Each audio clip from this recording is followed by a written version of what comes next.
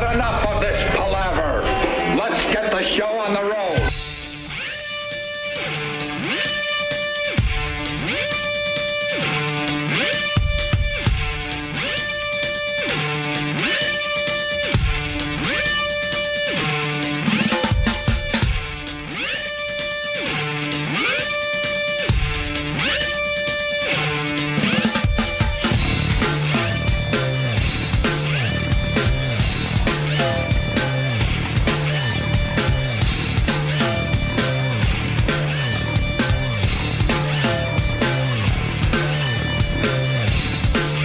Hey, good morning. Welcome to the Opie and Anthony Show. Hi. Yes, the mics work. Shut up. Everything works, yes. No, I was just telling Anthony about a really funny video I saw. I don't even know if it's worth bringing to the show. That Kevin Smith on Twitter retweeted a video from Funny or Die, which is a great website, about Batman disappearing. We all saw Batman, and he just kind of disappears. Yeah, like you'd be talking to him and stuff like that, and then he's gone. And then you would ponder something that Batman's saying. Yeah. So as you're pondering, you might be looking up at the sky, or you turn slightly, and then you turn back toward Batman. He disappears. And he was gone. So Funny or Die did a great parody of that, where they catch Batman trying to disappear, and then Batman's coming up with all sorts of excuses why he's not actually disappearing. The guy looked back a little too soon. Yeah. And caught him mid disappearing, leaving. E-Rock, if you want to go to Funny or Die and see if it's worth playing for the radio, I didn't retweet it. I just clicked the link that Kevin Smith did on Twitter. Anyway, sorry, Anthony. What can I tell you? Wow. Your Yankees blew it last night. They suck, and they're going to lose the World Series. What happened? All right. Is there a game? I think I blame myself. Yeah. It was weird. I blame Opie. Well, it was a big sports night for New York. Yeah. You had the Rangers and Islanders playing. You had the Devils playing. You had the Yankees playing. The Phillies. The Nets. The Nets. The Knicks. Everybody was playing. So, I mean, if you weren't watching one of those sports in New York, I don't know what you'd do. Then you're a fag. I was kind of going to say that. But that's not fair to the fags that do watch sports. Exactly. So you're an uber fag. Yes, javelin catching. Their sport. Yeah.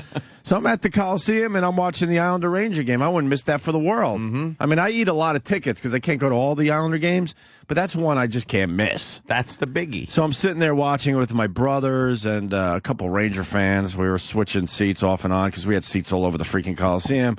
And in between periods, I go, I'm going to write my pal Anthony. Because it was really hard to get a score at the Coliseum for some reason. I don't know why. I don't know why they wouldn't just... They would put up a fucking score. Yeah, keep everyone updated, considering that they made the choice to watch hockey when, the Yankees are in the World Series. When they finally saw the score, trust me, the place wasn't happy. There were a lot of Yankee fans that happened to be at the hockey game. Mm-hmm.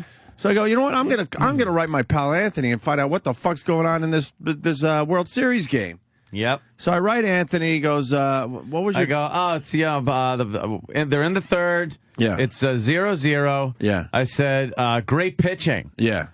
And I wrote something like, okay, well, enjoy yourself, having fun at the game, whatever. We're just, we keep in touch every once in a while, me and Aunt, believe it or not, even though everyone thinks we hate each other. And all of a sudden he writes me back quickly. I'm like, that's kind of weird, because we already did the, all right, have fun, see you tomorrow type of fucking text back and forth. Yeah. He goes, oh, fuck. I go, jinx. Jinx. He just fucking types jinx. It's 1-0 Philly. Fuck, like, it was a second after I texted 0-0. I'm like, jinx. It was a homer, too, right? Yeah. I only saw the end of the game when I finally got home after the horrendous traffic back to New York City, so... So I kind of jinxed you, I think. Yeah, that was... and then I wrote you back. What the fuck? I wrote you back. I go, I know we joke about this sports curse, but you got to admit, it's a little weird at times. That sucked. I was like, damn, man. A little pitching duel, which, of course, Chet Lee from the Phillies won.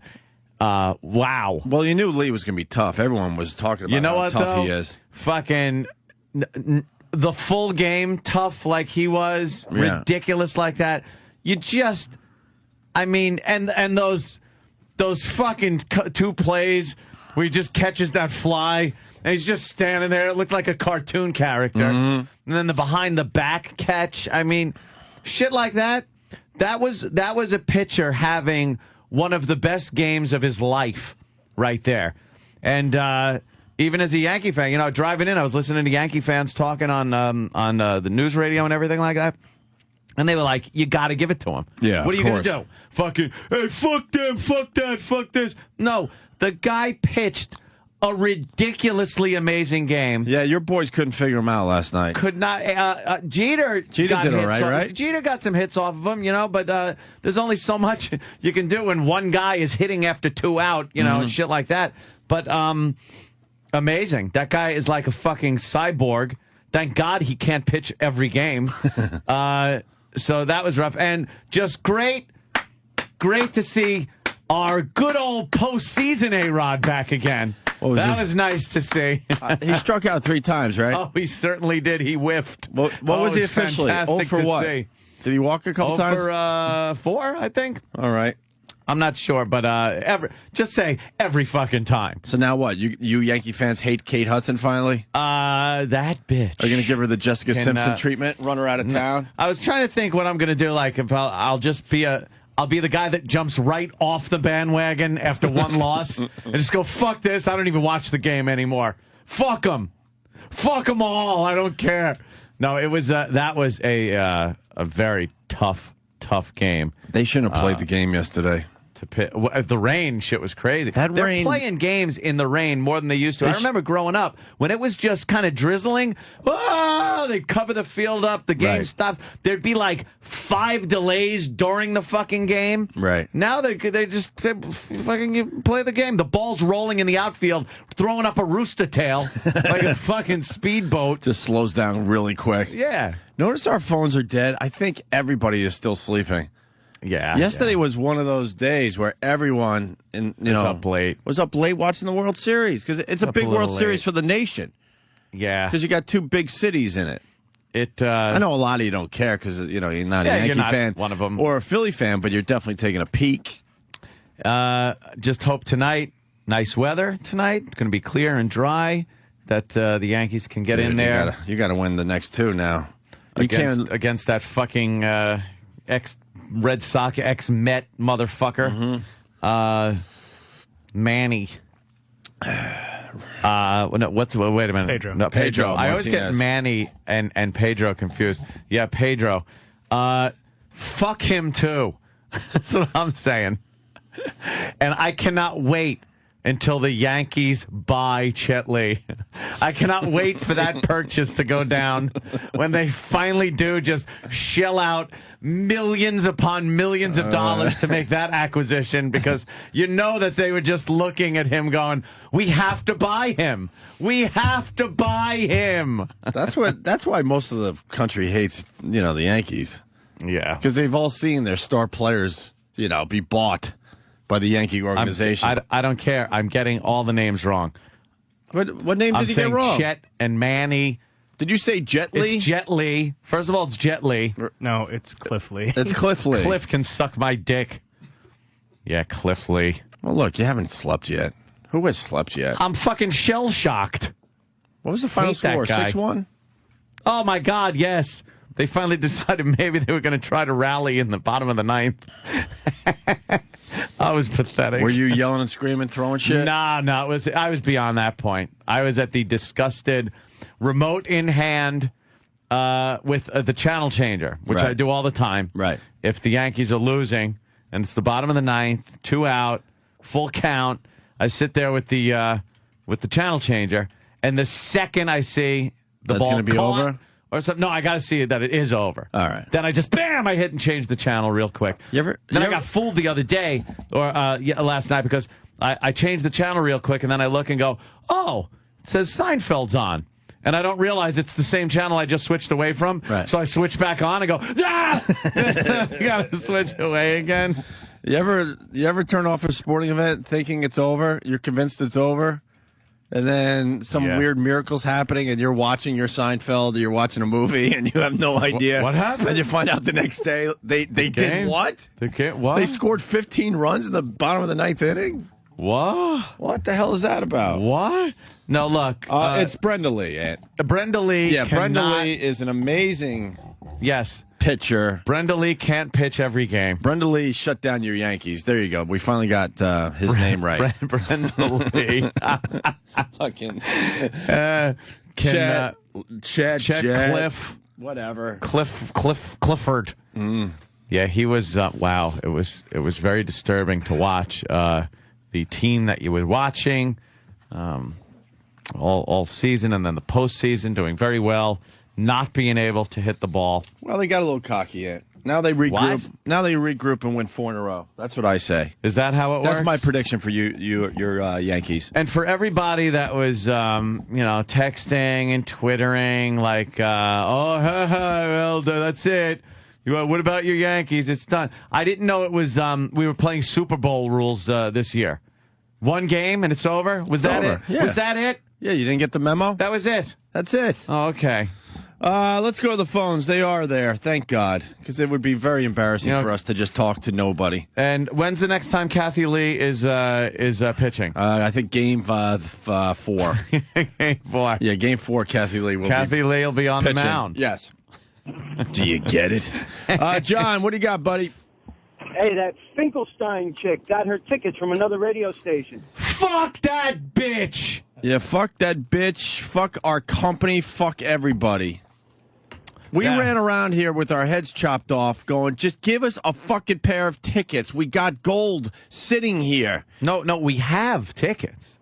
We just couldn't give them away in that fashion. Right. We're supposed to be like this uncensored radio thing, and a regular radio station did exactly what we could have done yesterday. They're like, well, some people would be a little, we can't really give tickets away like that. There was an actual email that came out after our interview with Susan that said she will absolutely not be getting tickets.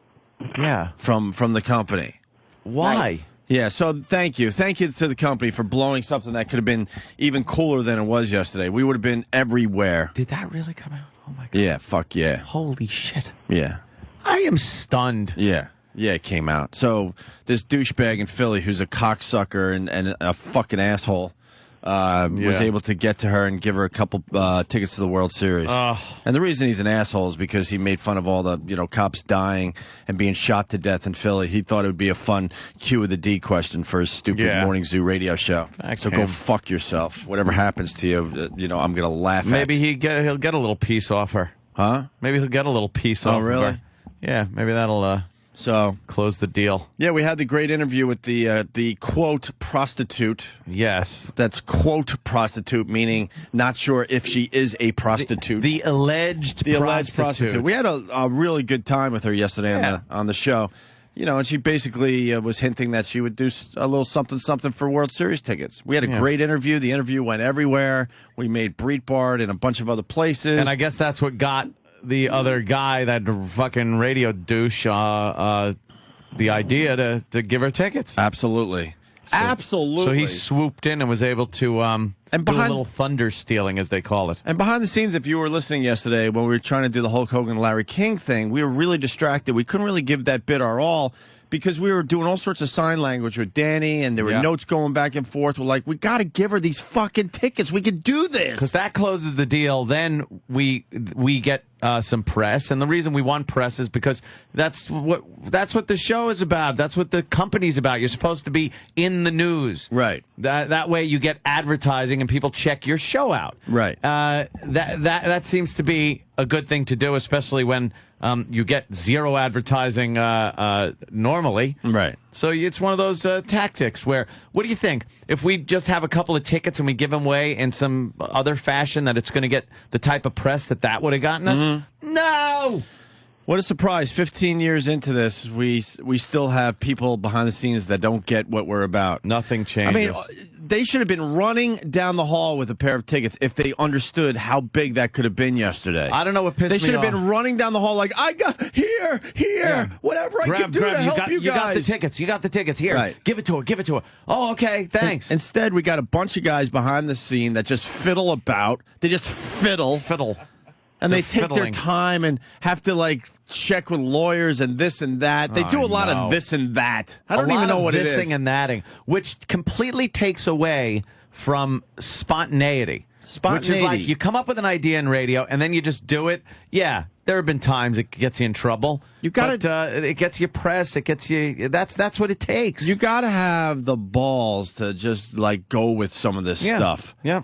You know, maybe they don't want to hear this, but Eric Logan would have ran down the fucking hall with tickets for us yesterday. He understands how big that would have been for the radio show. His retard hair flapping in the breeze as he runs down here. But instead, we got people just fiddling about doing this and that. I don't know what got me more angry, watching Lee Harvey Oswald beat us yesterday, pitching, or fucking this company not giving us tickets. You got the name wrong. His name's Bruce. Jesus, everyone knows this. Bruce Lee. Bruce Lee. Oh.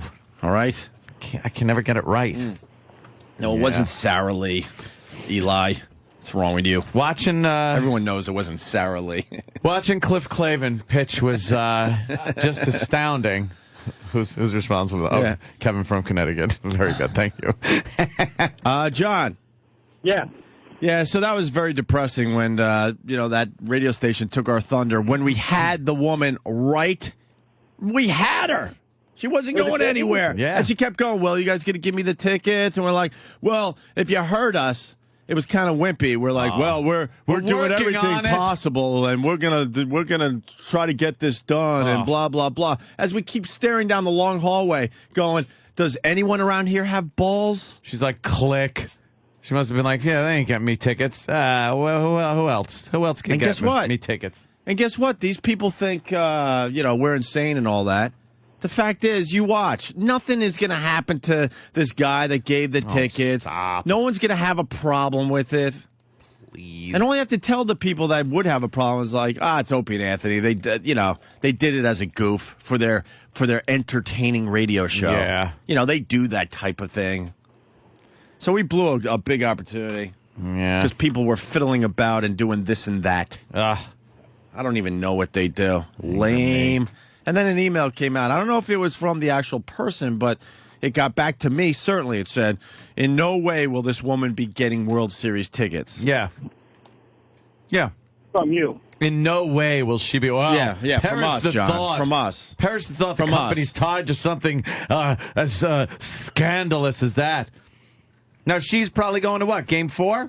Yeah, in Philly. She gets to see General Lee pitch. Right. And where does that leave us? Did you say Lee Harvey? Of course. He did? Okay. Yeah. I'm sorry. Yeah. Just want to make sure that was out there. Lee Van Cleef? Arlie Emery? Arlie Ermy. Or Emery. How do you say his fucking name? Ermy. Ermy, right. Arlie Ermy. Fuck, I almost had it. Motherfuckers. I got to watch that F. Lee Bailey on the mound one more time, I'm going to be very aggravated. I didn't know the spaceman is back in baseball. Who's that? Anyone? Bill Lee? Billy. All right. All right. And, of course, Game 4, Lee Majors. Out there, giving it his all. You sure it's not Geddy Lee? Geddy Lee. Enough about Lee. So Susan Finkel... That Finkelstein shit, kid. Son of a bitch. Yeah, son of a bitch is right. We got a little press in the paper today, but whatever. We missed the big moment. Yep. We're more than willing to admit it. And I didn't have personal World Series tickets. Ant didn't have personal World Series tickets because we would have just said, fuck it, take these. Well, slow down, but... We would have. We fucking would have, man. I wouldn't have had Philly tickets, though. Huh? I wouldn't have had Philly tickets. No. She only wanted Philly tickets. Oh, I was texting my ass off with my Philly connections. I'm like, anyone have them down there? Help me out here, Henry. Yeah. Henry. So, whatever. Do whatever you fucking do in your stupid glass offices. Yeah. Unbelievable. 15 years into it, we still don't have people that have balls enough to understand what we do. It's the same thing. Just fucking make things happen. They are supposed to be the make things happen people. Right. We're the people that are on the air, doing the radio portion, the broadcast, the let's entertain the people portion, and you are the make things happen for us when we need them to do our job. Right. You can't be the this and that guys. This and that fiddling guy. Right. We have this and that fiddle guys. Because we have World Series tickets to give away, Ant. Get his fucking picture off of there. Who? Iraq. Who? Fucking... Who? Fucking Lee Van Cleef. Did we run out of Lees? No, we did Lee Majors. Tommy Lee. Tommy Lee. There you go. There it is. Pitch a kid in the pool. All right, John, thank you for bringing that to our attention. Fucker. No problem. Bye. All right, bye. So, another blown opportunity. Thank you. Thanks for all the hard work behind the scenes trying to make the show better, whatever you fucking do. Once again, we're holding up our end of the bargain. Are you? Let's say hi to Chris on Long Island. Chris, what's up? Anthony stole my line, but here it goes anyway. You guys just got outpitched by that guy in Philadelphia, just like Tommy Lee outpitched the Yankees last night. Oh, okay. I didn't know you were going to do that. I'm sorry. You stole my line! Sorry. Yeah. Oh, by the way, Opie, yesterday, Yeah. the first hour of yesterday, you were on fire. You had at least 5 or 6 great lines. So whatever you did the night before, I don't know if you got laid or got a little anal. Ooh. Do it again every night. Well, no, what happened was I'm kind of like a cop. You know, the end of the month comes and I got to start giving out all my fucking speeding tickets. You got a quota? I got a quota. I know. Quota I don't. My laugh quota, my funny quota is not as high as Jimmy or Anthony's because you know they're stronger at that than I. I do other things that you know they can't do. It's just how it works. Anyone that understands how this show is, the mechanics. But I mean, I am required by my contract to get some laughs in, and I realized I was having a slow October, so I got to squeeze them all in at the end of the month. It works like, let me think of a team, maybe, all right, the Phillies. Right. Let's see, you know, you got Spike Lee on the mound. Now, he's not going to be able to go and catch. Right. You know? Yeah. But it works well got a nice- with him on the mound. We got an all-star team here. Yeah. I'm not the home run hitter, you fucking assholes. Figure it out, you dopes. You've been listening long enough. But I do have to get some laughs out, and like that stupid, you know, that trooper on the side of the highway. I'm pulling everyone over, and I'm going to be funny today, and I'm going to be funny tomorrow, and then I could fucking cruise until the middle of November. And then that's what my contract says. And then no laughs, no excuses, no excuses. Once you pull them over, oh yeah, there's no getting talked. You can't talk. No, because I got to fill my quota. The quota's got to be filled. Right. If I was doing my job all month, then I could maybe let a few of these slide. Yeah. No, I got to be funny today and tomorrow, big time. Let's say hi to Charlie in Philly. Charlie. What's up, Bubba boy? Hey. Charlie. I can't believe they couldn't come up with a pair of World Series tickets for you guys. But if Rosie O'Donnell called your show and said, I'm breaking up with my lesbian girlfriend, like did, it would be plastered all over the TV channels like it was. It was stupid. Who cares if her girlfriend's breaking up with her? I swear I didn't hear that. The what? Really? She is? Yeah, Rosie's Rosie's going to be in the middle of an ugly lesbian divorce. Oh, fuck, that's fantastic. How great is that? And stupid Howard was kissing her ass. Why are you kissing her ass?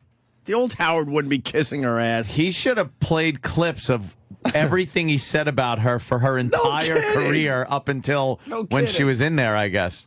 Mm-hmm. Fat pig.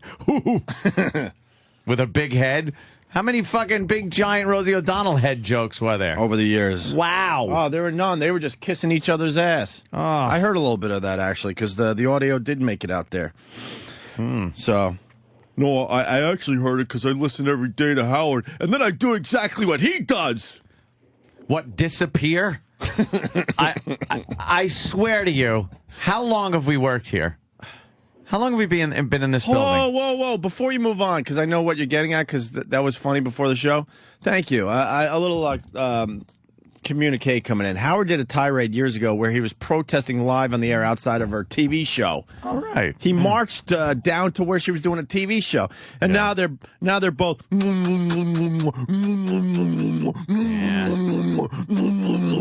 Maybe they met at the polo match and had a good time. But anyway, someone was riding Rosie.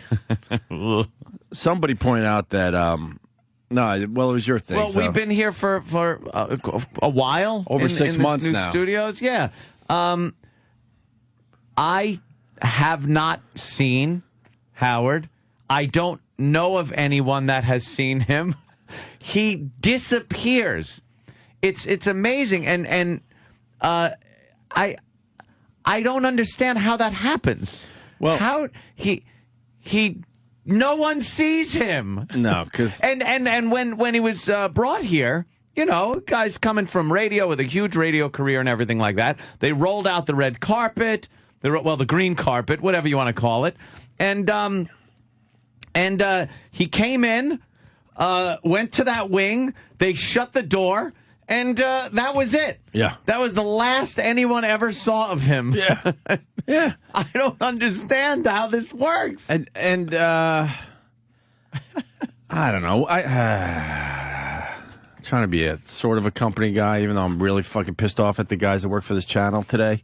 Really pissed off because they're fucking lame. Yeah, we had a little moment there yesterday. We had a great moment. We had it robbed from us because we can't get people that have some balls to just go with the bit. Stop playing it so safe. Yeah, relax. Talk to all the other guys who got fired before you. It's okay. They got other jobs after they got fired.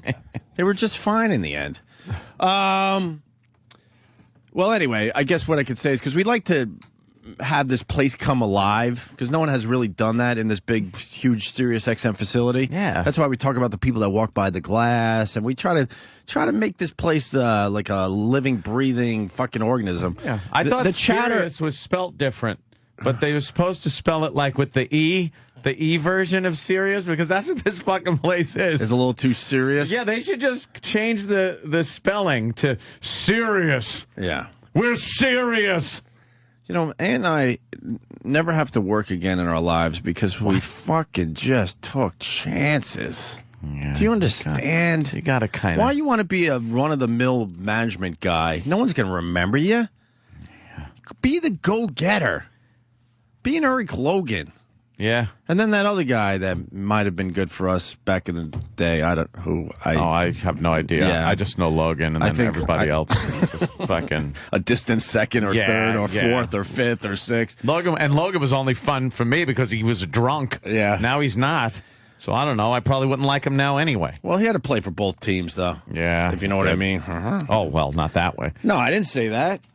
But you get somebody that's a very high-profile personality, the highest-profile personality in radio on board here at Sirius, and there's no commingling where maybe the excitement of having that in the building would rub off on the rest of it and kind of do that. It's like the second the show ends, to the bat pole, to the Howie pole, to the Howie pole, Robin. Hey, wait, your name's Robin. Ooh, to the Howie pole. To the Howie car. Can I bring people inside? The Howie mobile. Can I bring people inside with what you just did? You rarely fuck up, but you fucked up so bad right there. It's supposed to be the Howie pole, and I said the bat pole. We're fucking tired, man. I'm punch drunk from being out half the night for the Islander Ranger game. Anthony's watching the World Series. I was beat up watching fucking Sarah Lee kill our team. We actually fucking set up this bit nicely because the chatter in the hallways is that no one has seen him. And we've only been here 6 months. We've never seen the guy. And there are people well over a year, close to 2 years, and they go, I've been here like 2 years. I haven't even seen the guy. Yeah. So then that's when Anthony goes, he probably has a Howie pole like Batman has. Howie pole. Has a fucking pole. Yell out bat pole. Like a douche. To the Howie mobile, Robin. Here we go. I don't think anybody saw us. We're out. Another day they didn't see me, Robin. To the Howie pole. Quick, could you tint the windows a little more on my limo with black paint? The driver can't even see. It's just fucking. The tint isn't dark enough. It's just a fucking black mess. It's amazing. Yeah, he goes back to what, the Howie Cave? Oh, yeah. Yeah, he's got a whole... To the Howie Cave. He's got a whole Batman thing going. Old school Batman, you know. Yeah. Cartoon Batman from the TV show. Old school. Fucking what's his name? I forgot his fucking name. The original Batman. What? Adam West, sure. Adam West. He's the Adam West thing. Yeah. Actually, yeah, it would be the Howie Vader. To the Howie Vader. And then he hits basement and it goes down. Amazing. But I would just think someone, we work the same hours. We pretty much get here and leave at the same time. Yeah. You would think in all of those months, day after day, someone would have seen him. No. Is there any proof that he actually works here? For real? I know he has his own channel somewhere. If I had to be put on a witness stand and say, does Howard Stern... said, does he work? Does he do his show from this building? I couldn't testify. Yes, I would have to say, Your Honor, I don't know. I don't have any idea. You would say, I hear he does. Yes. Rumor has it. He's been seen. Yeah. How great is that? I could not, with total confidence, testify under oath that he actually is in this building. And we joke that it's like a Bigfoot sighting. Yeah. If you have seen Howard. If you work for this company and you've seen Howard, you feel fortunate. Take a blurry photo. Right. As he's walking through the hallway. I don't know. Is that him? It's blurry. I can't really see it. I walk around all the time with my HD flip. I'm going to set up HD flips all over the place. I'm going to be the first person to actually capture it. Howie in this building. You just see like a size 14 shoe and some blurry hair or something. Is this going to piss him off? Because I don't know. I'm just talking about how we haven't seen him. He doesn't have much of a sense of humor building when it comes to us goofing on him for some reason. It's not even really goofing. It's just the fact that we've been here for months. I've seen everyone else that works in this building. I even saw that fucking Cousin Brucey guy. Everyone, yeah. I saw Cousin Brucey. Everyone. From the fucking top muckety-muck all the way down to a janitor. I have seen every single person that works here. Except I have not fucking seen the Howie pole. The Howie pole. To the Howie pole. Into the Howie limo. Into the Howie cave. I don't think... is anybody watching? I got to get to the Howie mobile. Quick, Robin. To the Howie cave.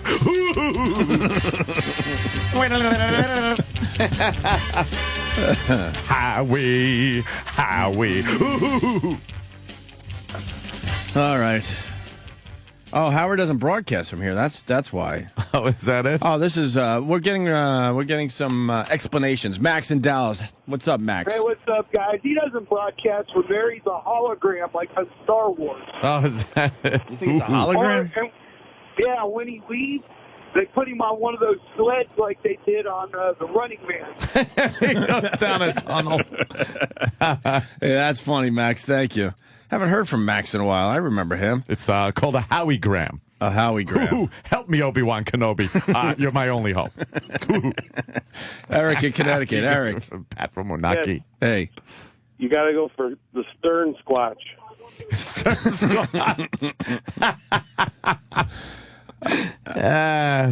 Jordan writes, okay, here's the real test. He goes, have you seen everyone else on Howard's staff except for who himself? Yes, I have. Yeah. We have to ride elevators up with them sometimes, and they are very angry people. It's very uncomfortable. They're very angry people. The security in this place is, you got to walk through and you got your security cards, and then you got to beep when you get in, and then you got to beep at the turnstile by the elevator. And if you see like Gary walking into one of the elevators, I always wait, and I'm just like I'll wait for the fucking to beep the turnstile until I see the door close, because I don't want that uncomfortable elevator ride. And vice versa, if I hear. I hear Gary talking to somebody, and I know he's coming through the turnstile. I'm banging that fucking closed door button, and then I'm standing in a corner, where it would be the last possible minute someone could see you before the door shuts. Because we all come to work at the same time. It's just fucking... I know for a fact that just about everyone on that staff wants to punch me in the face. I'm not stupid, just right? don't want small talk. I was actually in the elevator with Gary 2 days ago. I was in first, by the way. And the weird thing is, there's probably 1, 2, 3. How many? Is there 6 or 8 that go up to this floor? Seriously, that whole area. Is it 6 or 8?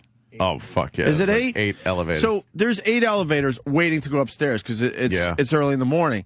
He decided he needed to be in the elevator with me. I'm like, all right, whatever. Maybe we'll have some small talk and, ease some tension, right? Yeah. So he comes in the elevator. I'm already in there with Kenny. And he just stares at the elevator doors as it's going up. And I'm like, why would you force your way into this elevator if it's going to be uncomfortable for everybody when you could have been in the next elevator up a mere 2 seconds later? You didn't even have to wait. So fucking Kenny, who rules, forced Gary to have small talk. It's really, did he? Yeah, that's... And someone named Lisa what? What's her name? G or something? Oh, yeah. Yeah, she fucking hates us, too, because she was in the elevator at the same time and just ignoring that we're even in the same elevator. Oh, really? Oh, yeah. But Kenny forced both of them to have small talk. It was classic Kenny. Just classic Kenny. Because you'd have to be a complete douchebag not to answer Kenny. Yeah. So, some weather. Yeah, that's what I mean. Like that the shit. Perfect small talk, like, it's going to be a rainy day today, huh? Gary had to actually go, yeah, it is. Oh, God, what an ass. Just horrible fucking small talk. Kenny's the worst. What a prick. I fucking enjoyed it. And so I'm sitting there like, all right, I get it, Gary. You don't like me. You probably want to punch me in the face. Why are you taking the same elevator as me then? Wait for the next one. Yeah, that's gotten just, like, uncomfortable. And trust me, I tried with most of those guys. I really did. I don't even have who's a cool guy? Problem. No, who's a cool guy is Fred. I see Fred at the gym, and he couldn't be nicer to me. And actually, even though we had a huge fucking fight in the hallway that almost got ugly, me and Artie talk all the time now. Yeah? Yeah.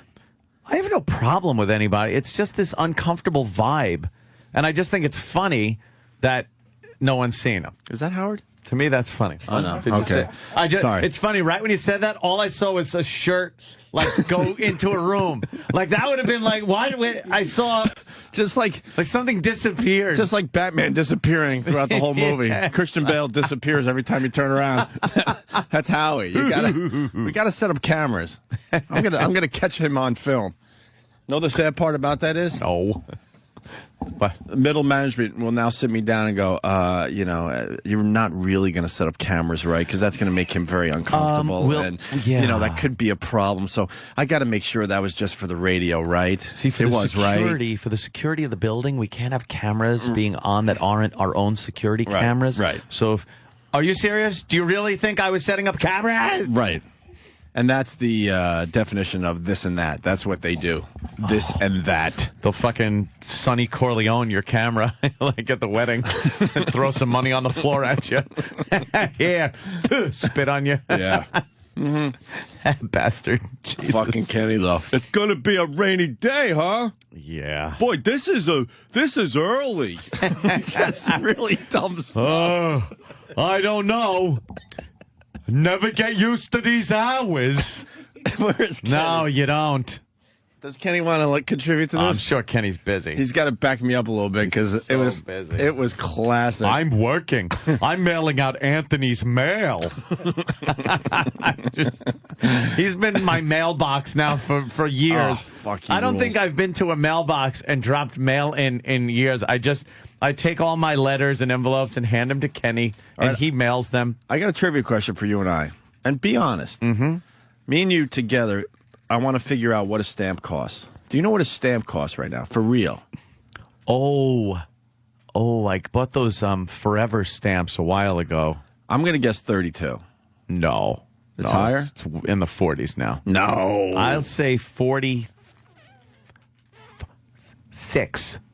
46? 44? 43. 41. 42. 40. 39. 42? 40. 42 cents. Well, you were off? 44. I was off by 10 cents. How much is a postcard? Was I really off by 10 cents? Wow. Nah. Yeah. I swear to God, I thought it was 32. No, 32. It was 32 That once, was a while ago. It was fucking 10. I don't remember what stamps were when I was a kid, but I'm sure they were like 3 cents or something.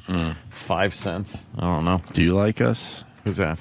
I just like to ask that question as these people walk by the studio.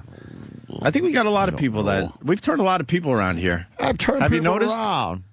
Mars, have we turned people around? No. Yes. No, I'm telling you, we have. When we got here, everybody fucking hated us. I mean, everybody. Even the people that hired us were like, ugh, can't believe we have to hire these guys. But we got to keep them close. We don't want to compete against them. Watch these highlights. Stop it. Stop playing it. We know how it ended. Well, they're supposed to do that. Mars. Christopher Lee. Fucking kicking our ass. Christopher Lee? Who's Christopher Lee? He's an old horror movie actor. Oh, what movie? Oh, God, he was in a lot of vampire movies and things like that. Saw? I believe he might have been in Star Wars. Was he in Saw? No. I know that horror movie. No. Mars, have we turned this place around? Yes, you have. There's quite a few people that got turned on to you guys. Yeah? Yep. Well, I want to thank those people for having an open mind. A lot of people don't have an open mind when it comes to us. And I was reprimanded by Kenny for disturbing him while he was eating his bagel. Oh, where's he eating his bagel? Where does The he office. eat? Oh, and he must do that all the time. Well, like he's a very he has to ritualistic.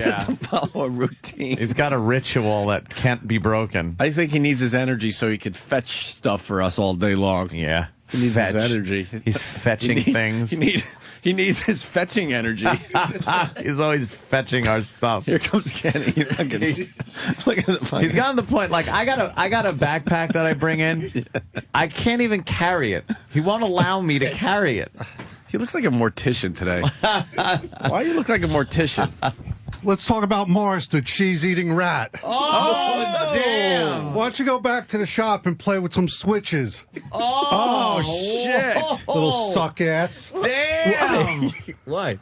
Why? Yeah. Can he put him in a hole? Oh, Kenny's eating his bagel, GH. Anthony, he's sitting in the office.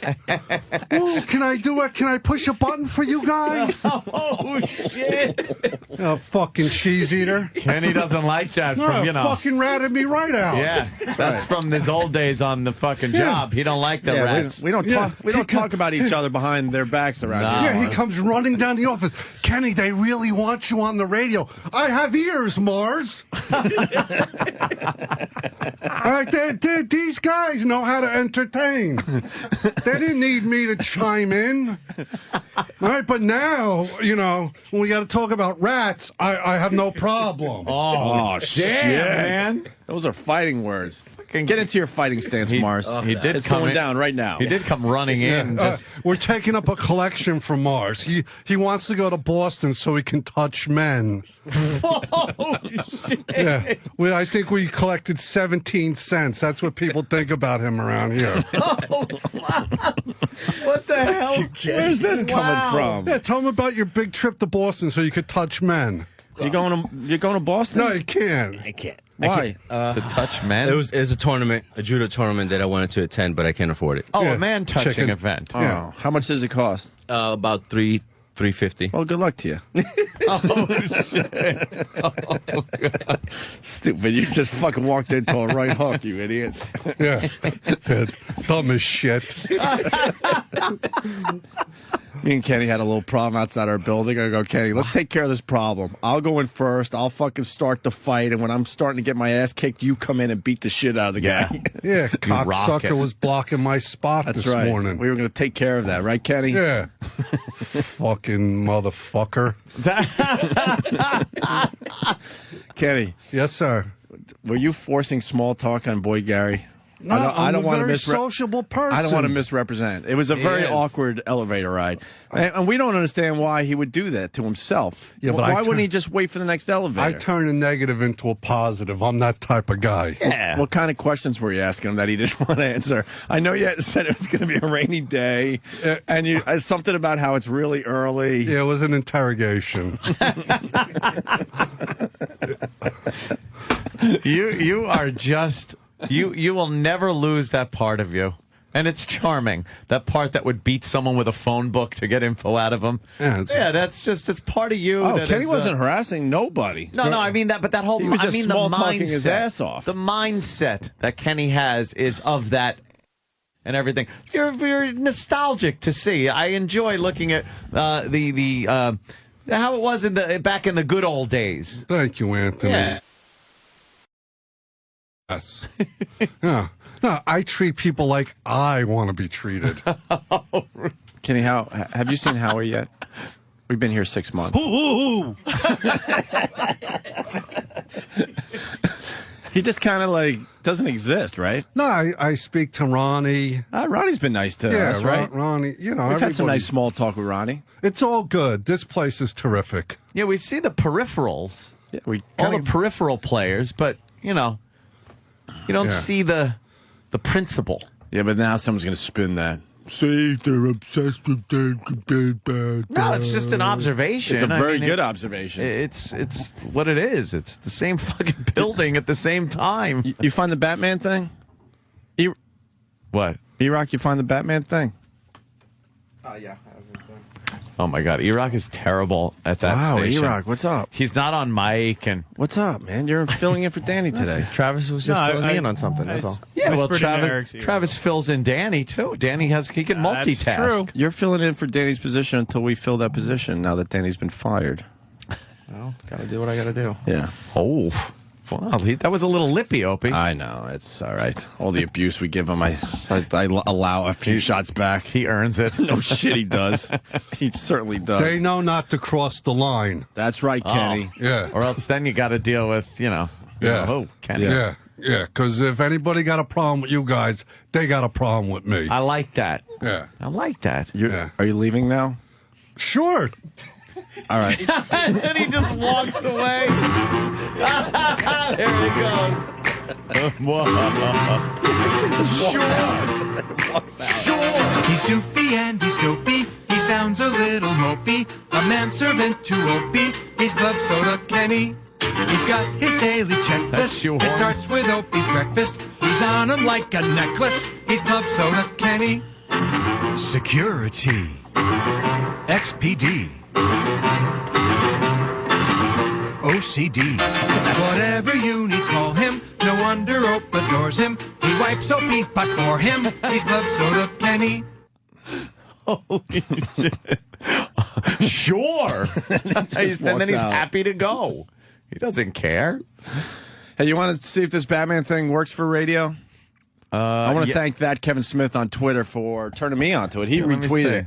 And I clicked that fucking link, and I laughed my ass off. It's a parody of Batman disappearing from, the Batman movie. And this is the scene where Commissioner Gordon, played by a guy with a red beard. He looks like the Verizon cable guy. Yeah. He looks like him a little bit. They're on the roof with the bat signal and he called Batman. So now they're having a little talk on the roof. Yeah. If you saw the movie. And then in the movie, they turn around a pond or think of something. Next thing you know, Batman's gone. Well, they're kind of parodying that. Let's see if this works. Go ahead.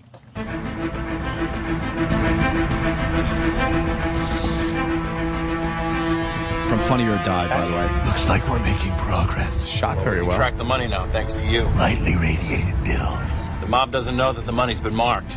We should be able to trace it back to its source and prosecute. There's a willing DA. Harvey Dent. Can he be trusted? Well, he seems to be about the best that we've... What was that? What, are you sneaking away? No. Is this your little vanishing routine? What? Is this the part where I turn and then I turn back and all of a sudden you're gone? No. Everybody's impressed? Harvey Dent. Can he be trusted? Well, he seems to be about the... best that we've got. Harvey Dent. Can we trust him? Seems to be about the best that we've got. Batman's gone. Or is he? He's looking around. And there's Batman trying to hide. Batman. He caught him hiding. I found something. You found something? I found some. You found something? Evidence. You found some evidence. I found evidence. You found some evidence over there. Here. Okay. Someone left some evidence. We would have never found that evidence without you. I'll analyze it. With science. We are always in your debt, Batman. Harvey Dent. Can we trust him? Yeah. Well, he seems to be about the bet. Wait. Okay. Wait 1 second. And he's sneaking off again. Okay. Well, he's... Don't look for a second. He's the best. Don't look for a second. Now? Wait for a second. Hold on. Okay. Now. Wait. No. Not now. Now. Yeah? No. Okay, now. About the best we've got. Got it. Batman? And then he's gone. That's fucking funny.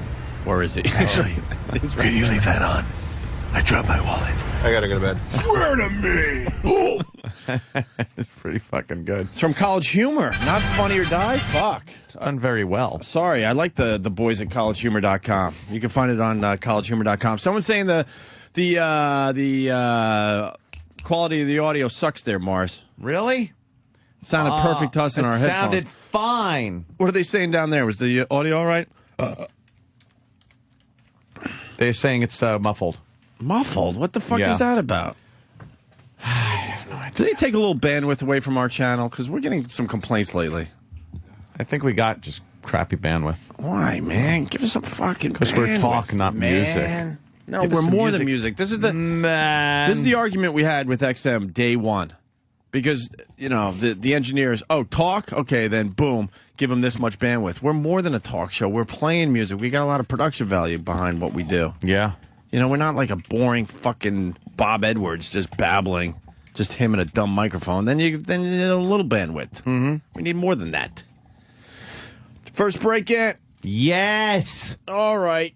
We're going to do that. What do we got today? We got Patrice O'Neill coming in for Jimmy, who's doing the Leno thing tonight. Very cool. Make sure you check out Jimmy on Leno tonight, doing one of his uninvited guests. Those things are taking off and kicking ass. Laszlo in studio. What's that about? Well, I think something new's coming out for the Xbox. Yeah? Is this an exclusive for us? I don't know. Maybe someone will just take it. Right. Maybe we're not allowed to talk about it, and management will say no, and then, I don't know, Chino or Chico or Chiho or whatever his name, Kehoe. I don't know what the fuck his name is. We'll sweep in. Fucking swoop in, I should say. Chuck Lee. Chuck Norris. Cliff Clavin. And then our old, do you call him a nemesis? What is Bill Donahue? Yes, he would be our old nemesis. Nemesis, right? Yes. Can he be trusted? He officially got us fired for the Sex for Sam thing, and now, for some reason, I guess everyone forgives, and now he calls our show. Well, it's kind of weird to me. Whenever, I still hold a fucking grudge. No surprise there. I don't think he got us fired, but I think he was a big part of management buckling. He sure didn't help matters, Ant. No. But he was doing what, it's like, who said that? Chris Rock? Because the tiger didn't go crazy. The tiger went tiger. It's like... That's what he does. That's a great line. That's just what he does. He's not supposed to think of our jobs and our this and that. He does what he does, which is defend the Catholic faith with all his might. Sometimes he's has a point. Sometimes he's completely dead wrong, in my opinion. Right. But he'll always do it. And I think E! Online just posted that he's going to be on our show today. So we got another big get for the radio show. So hopefully the this and that people won't ruin this. Let us do this our way. Bill Donahue's calling the show because there's some controversy about Curb Your Enthusiasm. You finally see the episode, Ant? I saw it last night. It was pretty good, right? Goddamn funny, man. The interaction between him and Jerry Seinfeld is really funny. That diner scene where they're sitting in the booth, and then Richard Lewis comes in. Each one doesn't want to slide over. He goes, "Oh, you want the luxury suite?" Right. And you can see how the whole hysterical. You can see how the whole Seinfeld show came about. It was just Jerry. Well, it's Larry David's vision, obviously. Yeah. Everyone knows that now. But to see him kind of just interact with Jerry, you're like, this is how it was. It's a Jerry George dynamic that the two have, even though Jerry's personality is in there too, and Larry David too. Sure, but you could definitely see where they got the ideas from for the show. Now you know everything about Seinfeld. Well, why? No, Travis does. Travis is a little better than you. I've seen quite. Answer this question: why didn't Larry David play George? Because we're all seeing that Larry David is great to watch. They goof on things about that too. They goof on the fact that because he's not an actor. He's like, you don't have the guy that is the guy play the guy. They were talking about that in the episode last night. He goes, What, is Nixon supposed to do Frost Nixon? Right. Because he's Nixon. Because he's not an actor. He's not an actor. I don't think Larry David thought he was an actor. Yeah, I think it was tough enough that Jerry wasn't an actor. Yeah. It's so obvious Jerry isn't an actor. Jerry's a really bad actor. He's laughing his way through every fucking scene, which, is funny anyway. I don't care. I don't know. I think... Well, I was ready to say I think they missed the boat, but I mean Seinfeld, obviously a massively huge show. So what the fuck am I saying? Huge. But he could have easily pulled off George. Yeah, but fucking. Now that we all are Curb Your Enthusiasm fans, not all, but a lot of us. Well, I don't know. That one, it's hard to think of somebody else playing George. Well, Jason Alexander did great. Yeah, he did a great job. But Bill Donahue, very mad because Larry David in the Curb Your Enthusiasm episode that ran last Sunday, I guess, took some kind of pill for his urinary problem, and now he had a nice flow. He had a huge fire hose-like stream. Couldn't really control it, and he was in somebody's bathroom, and they had a painting of Jesus, and and he didn't officially pee on Jesus, but his pee was shooting everywhere, bouncing off like the toilet, bouncing back up, and hit Jesus in the eye, and it made it look like Jesus was crying. And now everyone was excited because they really thought the Jesus painting is crying, and now they were going to take the painting on tour like those dummies do when they see Jesus in a piece of toast or something. Potato chip or something, Right. So it was a pretty good episode, but Bill Donahue is outraged. And it wasn't, he's going to be everywhere today talking about it. Yeah, it's not Larry David pissing on a picture of Jesus or desecrating anything on purpose. It wasn't dwelled on. They didn't dwell on it. It was part of a storyline that I think was handled perfectly for that storyline. And if you believe in the Jesus character, right?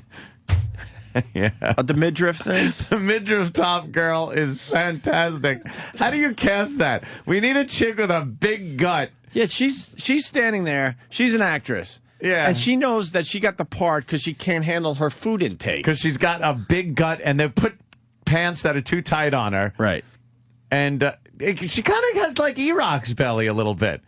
It's white. It's soft and nice, right, E-Rock? It's cushiony. It's cushiony. It's a little cushy. But I guess Larry David's assistant, insists on wearing these midriff shirts, even though she doesn't have the body for it. And that was, basically what the episode was about for the most part. Yeah.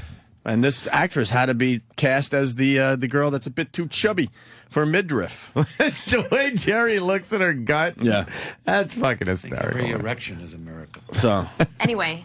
I'm sad to tell you. All right, well, that's great. So Bill Donahue's calling the show today to talk about the controversy. We'll talk to him about that. My thought is really simple, though. If you believe in the Jesus character, and he gave us humor and sense of humor. Well, God did. God, right? Not Jesus. Well, I understand. Jesus is the Son of God. But some people say Jesus is, God. Jesus is Lord. It's all very confusing.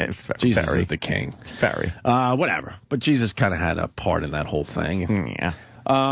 So wouldn't God have a sense of humor too if He gave us all a sense of humor?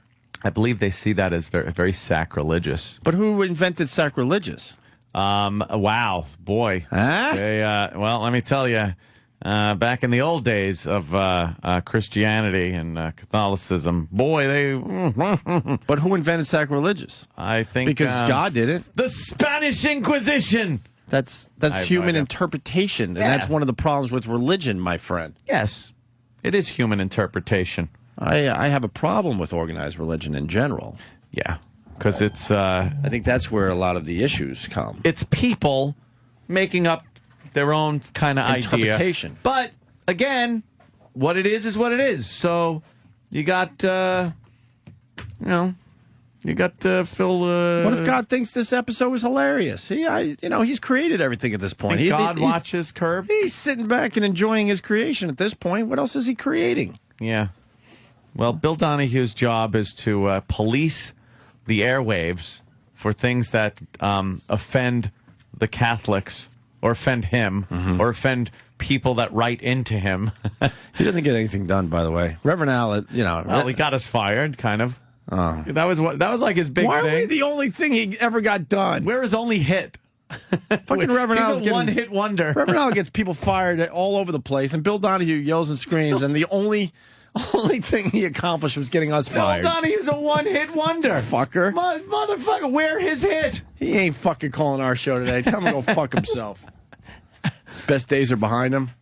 Oh, a hotbed of Catholic jokes, Bill Donahue was saying lately, and that David, his best days behind him, should quit while he's ahead. Oh, Larry David's best days behind him. Okay. No, you know something? Larry David, as part of Seinfeld, was great, of course, the writing and everything like that, the ideas, the characters. But Curb Your Enthusiasm it's amazing to go from a show like Seinfeld to a show like Curb Your Enthusiasm and have that be as quirky, funny, and successful as it is. So I give him credit. I don't think his best days are behind him. It's frustrating that the Seinfeld people only signed on for, 5 episodes? Yeah, but it's kind of cool. It would get, it would get kind of old. It's fun, though, to see the characters come out like that, even in just the way they are. I wish they would just... In real life, I know they're all very expensive now and all that, but I wish they would just do it because it's so fucking cool. Yeah. You know what I mean? Like, do a whole full season with Larry. Jeez. They kind of owe it to Larry, if you think about it. Well, I'm sure Larry made a few bucks. True. Off of but he could the show. Yeah, but he could have, I'm sure there's other actors that could have done it. Just recast it.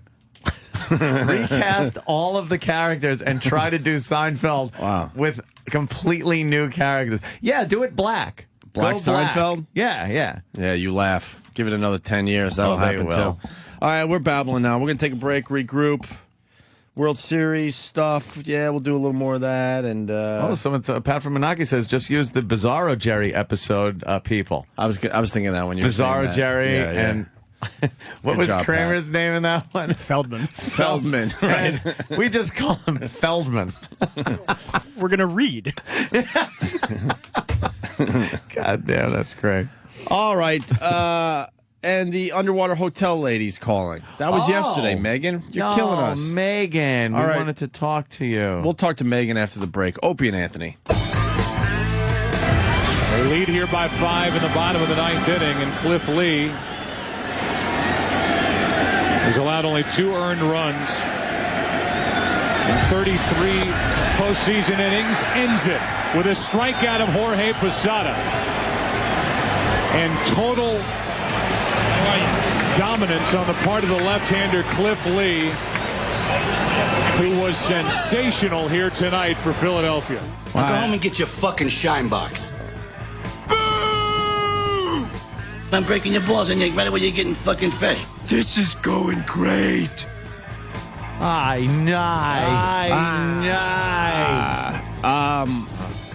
When What it takes for nothing. Yeah, no kidding. When the Yankees lose, his call's a little different, huh? That's the John Sterling character. Just a tad. You know, I was listening to John Sterling. I'm not a big Yankee fan, so I don't listen to a lot of Yankee games on the radio, but I was coming back from the Coliseum. Islanders beat the Rangers last night, which was that's a big win for us. Yes. Whenever we could beat the Rangers, it's big for us. So I turned on the game on the way back to the city, and I'm listening to John Sterling call the game. And I'm thinking to myself, this fucking guy knows how to call a baseball game. It's only when the fucking... Well, of course, last night it would have sounded good because you didn't have any home runs. Right. You barely had any hits, so... If he would just knock off that home run call shit and the Yankees win shit, it would be pretty good. Well, see, I don't like that because it means that no one got home runs. I understand. And the Yankees didn't win. But the point is, I don't think he needs all that gimmicky stuff. Well, he doesn't. No. He calls a good baseball game. You want to talk to the underwater hotel lady?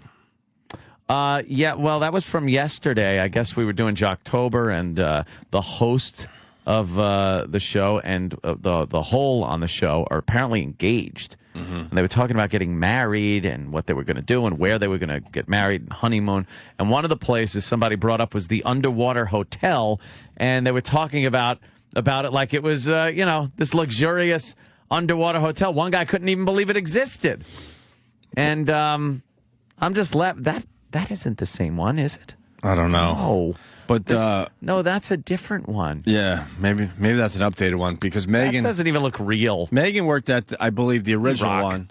It's been an underwater hotel for, I think, how long, Megan, has it been an underwater hotel? 10 years, maybe. I'm not sure. 10 years, and you got to remind me, what did you do for the hotel? I worked for the Marine Science Camp that was right there, so we would take kids out in the lagoon right there, and I would help out if they needed help with the hotel. And you keep nurturing these fantasies about the splendor of it, because I heard you talking about a tunnel again yesterday. There's no tunnel. No. Oh, so there isn't a tunnel. You got to scuba dive down to the hotel? Yes.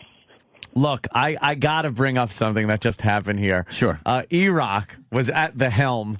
Of course, Danny not here. So E-Rock is at the helm and punches up this fucking picture of a beautiful underwater hotel. Dolphins are swimming by. There is indeed 2 tunnels going into this luxurious, it's called the Poseidon thing. Can I just stop you for a second? Meanwhile, I know what picture you're talking about. Yeah, it's under construction in Dubai, or at least it was. Until they ran out of money. That was all CGI. And E-Rock's like, here it is. No. We're talking about the 55-gallon rusted drum. What, you got water in your ears? You don't hear me talking? Megan. Huh? Yeah. Now it's your turn. Let's go. Yeah, what's up? No, I know what picture you're talking about. Yes, there is. It's the only one right now. So people see that one and they get all excited. But I don't think I made it clear the first time how the lagoon that it's in has these boats with these guys who've been living in the Keys for about 80 years. So they've all been grandfathered in. It's a national park, but they don't have to follow any of the pollution laws because they've all been there so long. Yeah. So they literally dump all their gray water and their sewage water right on top of the hotel. Like, I'm not exaggerating. It's shit hotel. So, you see stuff floating by, and the people are like, oh, it's algae. It's all the natural algae growth that's floating by. Yeah. It's not. It's literal shit. It's shit falling down in front of the windows of this beautiful underwater hotel, Jules Undersea Luxury Package. Yeah. And you told us it smells and it's very damp and right? Yeah, it's just like being inside a sub. It's a round tube, apparently, that is underwater, and it's musty and mildewy and rusty and horrible. Apparently those little fish pillows cost like $200 each because that's really the only luxury you get when That's the luxury. I do see. Is there an oven in there? That seems dangerous. Yes. That doesn't Yeah, there's seem a little smart. tiny oven because the guy that brings you down will cook you up a little steak down there. That's your luxury dinner that you get when you Doesn't it just smoke the whole place out? How do you ventilate? I don't know. They must have a little, I guess one of the hoses that goes to the top does that. Oh, there's like a little chimney type thing that might go up top. And how far? Well, there's hoses. How far down is this thing? 25 feet. 25 feet. So you got Yeah, when the kids are snorkeling, they can snorkel down to the top of it. And the really good kids that can swim down far can peek in the windows at people in there. Oh, so you have no privacy. That's great. And is there kind of an airlock, or is it one of those you go down to the bottom and pop up through the top thing? Yeah, that's how it is. Like, there's no door. It's a little pool when you're inside. Oh, so it's pressurized. Yeah. So how the fuck does the exhaust work for the oven? Now I'm fucking boggled because that would release the pressure. Maybe it's like a hot plate he cooks on. I have no idea. It just smokes out the plate. You just got to deal with the fucking smoke like you're in a submarine that got hit with a depth charge. God damn, this place sucks a dick. What? How do you get your luggage down? We forgot. You use an airtight suitcase, like the type of suitcase that you use for an underwater camera that snaps shut, with a seal. Yeah, and so you can only bring so much luggage with you. Yeah, well, they kind of pack it up on the surface. So, of course, the old guy's doing all this sees, like, the honeymooners' lingerie and all that if he's, like, packing it into the big dildos, big fucking monster cocks, and what do you do black down there? Fists. What's there to do down there? Well, they have The Abyss. That's a big movie everyone watches down there. So you watch movies of underwater places? You really just watch The Abyss, because if I remember correctly, that was like the one movie they always had down there. Unless you bring your own. Are there some kind of is there like a research thing you can do? Can you participate in any science? Well, you can go out snorkeling in the lagoon. So you can, like, whenever you want, you could go out through that little pool. But the lagoon, like I said, it doesn't have any coral or anything. It has it has fish because they're eating all the algae and stuff. The shit. So they're eating the shit. They're being polite. It just, every time I talk to you about this, it just makes me sick that it exists. You would think they could come up with something really cool by now. Yeah. Oh, there's a wet room chamber. Hold on. Go back to the wet room chamber. Yeah, that's where you change into your stuff. Okay. 10 feet by 20 feet length with a ceramic tiled deck. See, all right, that might be pressurized. I just can't figure it out. I'm going to have to research this joint. Yeah. And how much does it cost? Do that. How much does it cost? Well, I remembered it being like $300, but I think the last time you guys looked, it was even more. It was like $400 or $500 or something. $500. It's fucking rip off. It's weird though. You go to Florida, you go to a hotel, and you're stuck in the hotel the entire time when you probably want to be outside where it's really nice. 1,000. It's such a rip off. Hold on. The ultimate romantic getaway package, perfect for honeymooners or would-be honeymooners. This package offers all the amenities of the Jules Undersea Luxury Package, but with the guaranteed exclusive use of the world's only underwater hotel, so you get it all by yourself. Extras include mood music, fresh flowers, seafood appetizer and Merchef service for breakfast.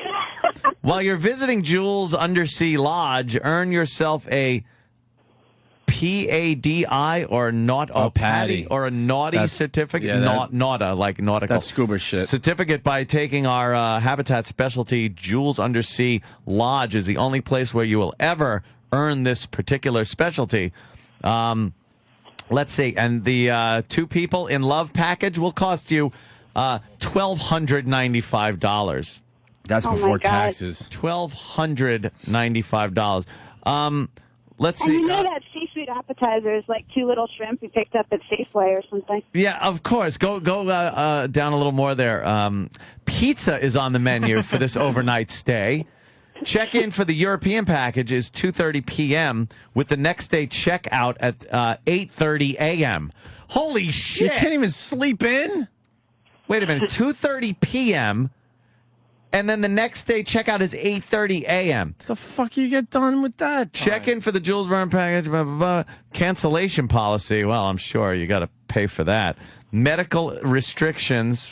Non-certified, you can't dive. All right, diving stuff. You will need a doctor's release if you have high blood pressure, chest surgery, things like that. All right. Well, I just wanted to know what else they got. Like, it just said appetizer. So you're starving down there? 15% surcharge for single occupants? Food he brings down. Yeah, what if you're fucking hungry? What, like room service? Can you call it 2:30 in the morning and say, hey, give me some food? I need some fucking shit-free food. They probably leave you little snacks down there, I guess. Little graham crackers and things. This is a dump. Yeah. I'm fascinated with it. I want to drill a hole in the side. There, you guys could go down and stay there for free. I would love to just go down there with a fucking drill and fucking scuba gear, and then just drill, look in the window at the horrified people, and just start drilling holes in it. Fuckers, enjoy this. But if something like that happened, all they would really do is pop up 10 feet to the surface. It wouldn't be that. Yeah, I guess it would be that tragic. Yes, it's disappointing. We should have a cooler place to hang by now, underwater. Certainly should be. All right, Megan, thank you. Thank you again. All right, well, thanks. You guys pretty much made my day when I heard you asking for me on the replay. Oh, good. Well, we're glad you're still listening out there. Fascinated with this dumb place. All right, Megan, thank you. All right, thank you guys. Bye. Someone knows how the exhaust works, and then we'll move on. James in Chicago. James. Hey, Ann. You know, here at HVAC, so there's always like an intake and exhaust, so there has to be like makeup air to keep the pressure. Otherwise, just an exhaust fan with an airlock would make negative pressure in there anyway. Yeah. And then they'd have to deal with that even if there was an airlock. They'd have to circulate air to be able to ventilate it and to keep fresh oxygen down there anyway. So there must be something like that. And this guy, and this guy knows because he's calling us from underwater. So. Yeah, I know. You hear his phone sounds like he's in that shithole hotel. Wow. Yeah. Okay. All right. So they're pumping air in, pumping it out, keeping a positive pressure. There goes James. Yeah. All right. That makes sense. Yeah, and a little observation, and I see that you cleaned up. Oh yeah. I was talking to Opie about this. You ever just go through a day or two where you just give up on life? Not give up on life where you're going to kill yourself. No, I think it's more you give up on hygiene. You give up on it's just easy on the routine of your life, right? Which includes getting up, you shaving, showering, changing, just doing everything you do every fucking day. That just gets like annoying, and sometimes you just give up and bask in your own fucking filth for a day or two. Your own smells. I was there yesterday. I just reached the point. I think Ronnie even brought it up on the drive home. I heard Ronnie saying something like, "Yeah, what's Anthony not shaving because of the Yankee thing? What's he like, black girl? Like, is that a superstition thing of not shaving?" No, I just gave up. I was like, fuck it. And then I had every good intention of like showering yesterday, and I'm sitting on my couch. No one's at my house. Obviously, yeah. I could figure that one out. Oh yeah, so I'm just sitting. When you there. start growing the beard, I'm like, okay, yeah. He's got a few days of downtime where he's just hanging by himself. Ants alone, right? It's so obvious. You're so easy to read. I'm sitting on the couch and I'm just fucking playing online poker, watching TV, going, why fucking bother? going upstairs, shaving, all that stuff. So when I got home yesterday, and I've been staying up like ridiculous late hours and sleeping really late when I get home. So I got home yesterday, and it was about noonish, I guess. We put in a little OT yesterday. We sure did. Entertain our fucking audience. Watch what we do today. Yeah, exactly. we set up a nice early day for ourselves today. So I drive home, right to bed. I slept from noon yesterday after the show till 8:30. 8:30 at night. That's when I then fucked up. turned on the game. Did you miss some of the game? I missed the very beginning of the game. Because you were I still was sleeping. I was Why sleeping. wouldn't you set your alarm? Because just I in didn't- case. I didn't give a shit about sleeping till 8:30 at night. The weather sucked ass. There was nothing to do. No one's around. And I'm fucking basking in my own filth. It was perfect. So I just, laid there, woke up at 8:30, watched the game, and then when the game was over, I go upstairs, and I was like, I have to do something. So it took me, I swear to you, over an hour to shave and just wash. You ever do the shampoo your hair thing where you can't even work up a lather for 2 rounds of shampooing? Jesus. Where it's just grease You got to do in your hair. a double dip. And the shaving took forever. And then, you reach a point, gentlemen, where you're worrying about, clipping ear hairs and nose hairs. I don't like nose eyebrows. hairs and eyebrows and ear. So I make sure all that shit comes off and everything. So it just took forever for me to get basic hygiene done yesterday. I went through a set of batteries in my razor, my electric razor. I had to go downstairs, fucking balls hanging out to get AA batteries. Do you got an old school electric razor with I got one of the three new things? ones. No, the Norelco one. No, I got a new one that works really good. I don't use a blade. You got the disposable fucking electric razor thing yet? No, I got the one you snap that fucking head off and you brush a little off of there and you snap it back on. Oh. What? You know the disposable razors? Yeah. Now they come with a battery. You put a battery in them. I don't like a blade, though. And then it fucking vibrates, and man, that motherfucker does the job. What's the company that makes those? Do you put it under your glands? On your dick? Under your glands? I shave everything. Shave everything. The head is called the glands. No, I don't shave everything, but you gotta keep things nice. No, I needed to go 2 separate razors yesterday. I reached a point where I needed the clippers. Mm-hmm. The little clipper things that people use to shape their beards and things. I had to use that to get you trim it down and then big hairs off, right? And then use the electric one. That's how bad I had fucking left. I was fucking Howard Hughesing it. Yeah, you were. I was that fucking bad. I think it might be the Gillette. This fucking disposable. Oh, look at that. Oh no, thing. that's a little different, but it vibrates. But it's the same. It's the same idea. You got the replacement blades. It's got 5 blades. Yeah, it's got 5 blades and a battery. So the whole thing just fucking vibrates. It makes shaving so easy. That's very scary. It does the job. Does really. it cut you up, though? No, not at all. Ah. Not is that at what all. you use, Sam? Yes, it is. I used to go. You get razor bumps, so shut up. Yeah, it's because of your heritage. Yeah, coarse hair. Grown your men heritage. are talking, Sam. Grown men are talking. Yeah. I'm a big boy. Grown men are talking. Yeah. Patrice O'Neill has entered The adults the are studio. talking now. What's up, Patrice? How you doing, Patrice? What kind of razor blade do you use? What kind of shaver you use? You hear these new ones that hair clippers. I don't use. Yeah, I can't use. hair I don't use a blade either. Yeah. What an old Use school, like an electric razor. an old school electric razor? The kind that you get, Help us out. go to get a haircut with. Little Trim. There's trimmer. What, the big fucking blade? It just goes into automatically racial, but it has to be. I try to, try to wait till later till something comes up. But we can't even talk about fucking shaving without it being what racist. It is. It's just But it is. Everyone knows that. Yeah. Black people get the hair bumps if you go too close. Yeah, but if we say that, it's racist. But it's true, right? The it hair, does happen. The hair grows inside if you don't. Yeah, if you shave get it ingrown too hairs. close.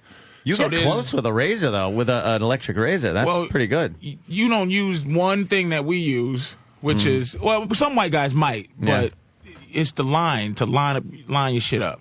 So I use the thing that you line your hair up to shave my face. You got to do it every other day. but I don't get bumps. It's very close.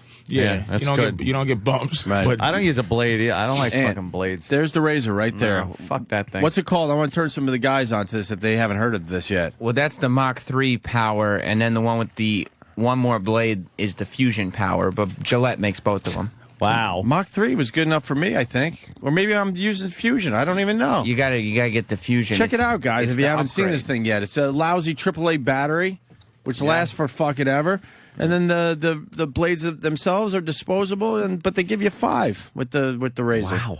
I was just talking about how if especially when only when you're alone in your house and you know no chicks coming over or anything for a few days or anything like that. Like I just had given up on the routine of like hygiene.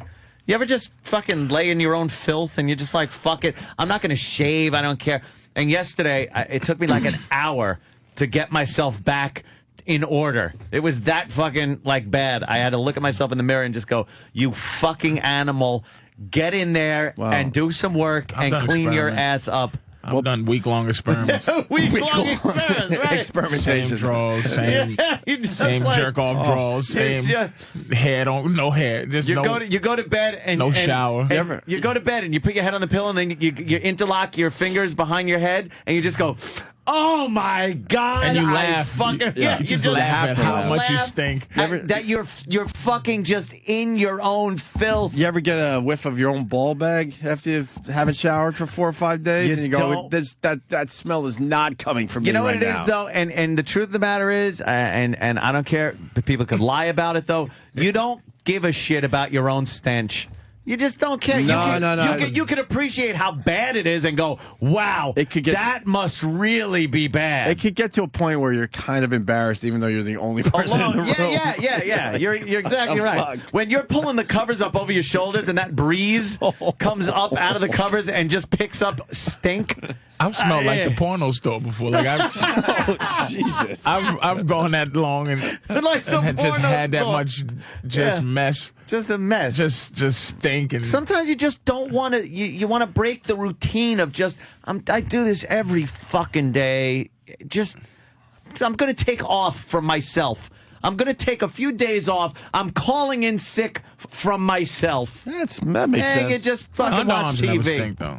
My underarms never. I think I've destroyed. Like I've clogged up my underarm. I've done so much chemicals on them that it'll take years for there to be a smell coming from my underarms. You ever destroy your own T-shirts? And on what level? Just like because what Ant's talking about. Like you get a white T-shirt that turns yellow under the arm. blow off the deodorant and stuff for a while, and you fucking, and then you look at. It's fun to do. You just man. destroy your T-shirt. It's fun to have a week off and you olive just oil go, coming out of me. Yeah. Fuck it, I'm not gonna wash. Yeah, fuck it. All right. No one coming over. I didn't give a shit. That's all right. Patrice in studio. Let's go to Bob in Philly. Bob. Hey there, Bab.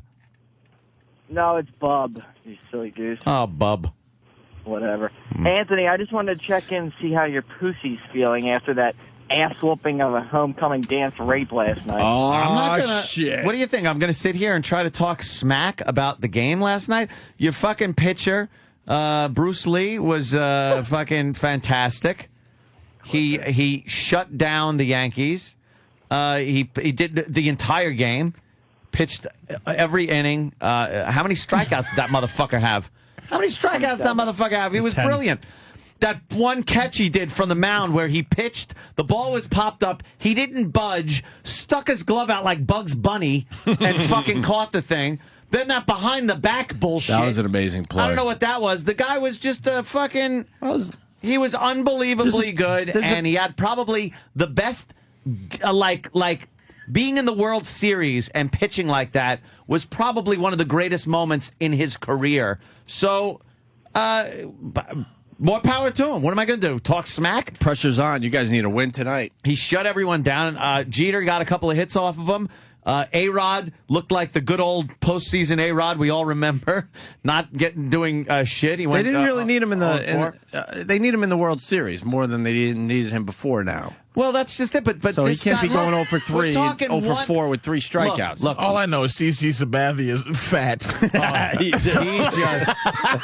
is a just shows you that baseball is barely a sport. Baseball is barely a sport. Can I play baseball? That fat motherfucker. He looks like one of those old caricatures of a pitcher where he's standing there and the guts hanging out. And he's just looking to pitch the ball. You know, he's a big boy. He is a big Don't motherfucker. you have to have some type of stamina? Yeah, no, you know, the pitcher, where you run to first, you cover first, you can do that little jog over to first to cover every so often. Yeah, but it takes a lot of fucking stamina just to pitch that hard. I ain't gonna lie, I'm very happy that the Yankees lost. Yeah.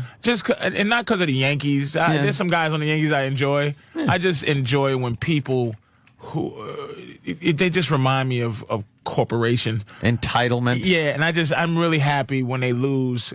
Especially now that they're supposed to. Nothing could be better. And I hate baseball. Yeah. Nothing could have been better than that 3-game comeback. Just the pain. Oh, the pain of the I hate Red fanatical Sox coming back like fanatical fans. Yeah. I know I wasn't fanatical when the Patriots lost when they went 18-0.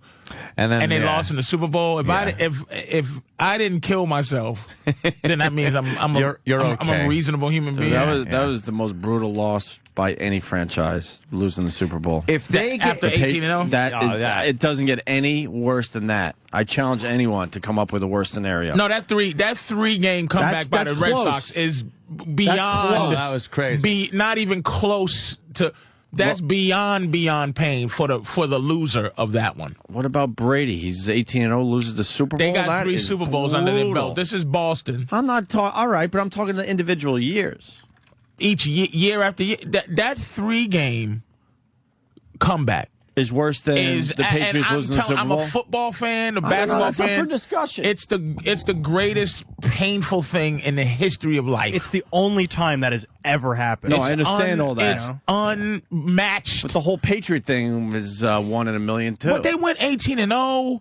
And no one remembers that anymore. And it's one game, the Super Bowl. It really, it's one fucking game. When you drop that pain. A World Series like that. Dude, I'm not ready to give up on this argument. No. You got an undefeated fucking year and you lose the Super Bowl. Your argument is based. That's fucking brutal too. It is. We're not saying it's not brutal. You really think? But there is a pain. Yeah. There is a flubbing. See, the Patriots they lost that game. It was a great game, and it was a great game. Ridiculous catch. And a couple of times Eli Manning, that's when Eli Manning first, when you watch a lot of sports, when Eli Manning got off of that, it was one time they had him. It was a sack. Right. He's as bad as his brother in the pocket. And he got out of that, threw the ball, and that asshole caught it with his helmet. That's what made it worse, too. No one's supposed to catch that fucking ball. God was against the Patriots. Well, that's what he said in his book. But more than a catch. Was it? Wasn't that the name of his book? Yeah. More than a career. That motherfucker got booted out. So thanks for nothing, right? Wins him a fucking Super Bowl. You think they would let him hang out a little longer? Goodbye, asshole. Yeah, even though his skills might not be there, you kind of let the guy. It's a business. You kind of let the guy hang out. You have to be loyal on the artistic end, like the players and anybody who's the employee. Got to be fucking have some honor and some loyalty. But the big bosses, man, it's bottom David line, Tyree won that game for them. Absolutely. And they fucking cut his ass. Plexico, too. They didn't fight hard for that cocksucker. He won the game. Ass. He won the game, Plexico. Hey, people are reminding me, thank you, and I was living in Buffalo at the time, 4 Super Bowl losses. Yeah, but 3. That's fucking rough, too. That's a millennium of mediocrity. They made it, but they were the best in a weak division. And they were a great team, that Buffalo Bills team, but look at the Norwood miss when they were supposed to win. Oops. Yeah. The one that was based on fucking Pet Detective, Ace Ventura. Oh. That was based on that fucking Ace Ventura shit, that fucking Scott Norwood kick, that dude. That was painful. That's up there. So wide right could be up there with the Red Sox thing. No. Red Sox. That could be up there with the Patriots. Hold on, let's work this out. So you're still saying Red Sox coming back number 1. Fucking What's worse. number 2? Ride White wide right. I only slept like 4 hours. Wide Number right 2 is or the fucking fucking 86 Red Sox. Come on. Buckner's big. Buckner is big, that man. Fucking turned Why around. are you downplaying the fucking Patriots losing the Super Bowl? I'm not down fucking playing it. I'm not even It's just not close. I'm not just talking about the Buckner play either. I'm talking about that whole fucking, like, that whole game. That was a choke. They were one strike away. They fucked that whole, and then they let the rally start. If that was just Buckner muffing one thing, that wouldn't have mattered. That encapsulates that was a giant the pain meltdown. of it. Yeah, and it made that curse. Yeah. And you had a young Roger Clemens, and it hurt. And some people will say Bucky Dent or whatever. There's things, and I'm trying to be fair to like and think past just Boston and shit like that. But that 3-game comeback. And then if you bring up your city, I remember some of those things because you do remember heartache. Because I'm such a hater. I do embrace when people are just in that kind of fucking pain. When you have to win one more fucking game, and you know you're 3-0 in the World Series, and the team comes Cleveland back and last fucks year. You. I bet you people in Cleveland, to see LeBron get smashed by Orlando, the season that Cleveland had last year, and to lose like they lost to Orlando was probably deflating because Cleveland. Yeah, but it's not up there. It's. No one expected. What are you talking about? See, it's hard. No one expected the Cavaliers to win it all last year. Yeah, they did. They're one of the teams that had a shot at it. You did, but it wasn't like the Patriots going fucking 18. What did they go 18-0? Right, 18-0. Dude, it's big. It's up there, but I don't even think it's not in the up top there. 5. It's not up there like Bill Buckner up there, wide right up there. No. I don't think it's in the top 5. What, the Cavaliers think? No. Yeah, the Patriots. I don't think it's in the top 5. How do you walk away knowing you fucking were 18-0 and you lost the Super Bowl? Well, hold on. When was this list made? Because there isn't this even is a list of the most painful 25 biggest chokes, and the Yankees aren't even on that fucking list. Thank you. Stop it. Thank you. What, the 3 games? Yeah, that's number 1. That's fucking right up hold there. On, that's what the list should be named. Hold on. Before you read the list, John in New Hampshire reminds us all of something too, as far as the Patriots thing goes. Go ahead, John. Hey, how you guys doing? All right. Hey, yeah, man. I'll tell you what was worse than Brady losing the Super Bowl was coming back the next year, playing what, 1 quarter, not even, and going down. For the season? There goes your season. You know, you're hoping after an undefeated season that maybe they can make another run at it. You don't make. I don't think you make enough money. They still went 11-5, and didn't make that next season was such a great season for football. They went 11-5 and still didn't make the playoffs. So they could have won 11-5 with Tom Brady and still didn't make the fucking playoffs. Yeah, but the problem is not knowing. Very true. There's Brady going 18-0, losing the Super Bowl. So now all he wants to do is come back the next year, and he's down in the first fucking game, season-ending injury. That would never be up there. That wouldn't even be close. I'm just saying that's got to be brutal for him. I don't care. That's worse than the 18-0, and I think Patrice has it though. The Yankees up 3-0, man. Yeah. Come back, lose 4 games in a row. That's got to be the worst. That's crushing, and it ended. All right, and it ended some magical shit. It seemed like it. Okay, at the time it was the curse of the Babe, right? Yeah. Only that kind of comeback could make that comeback. Made people go.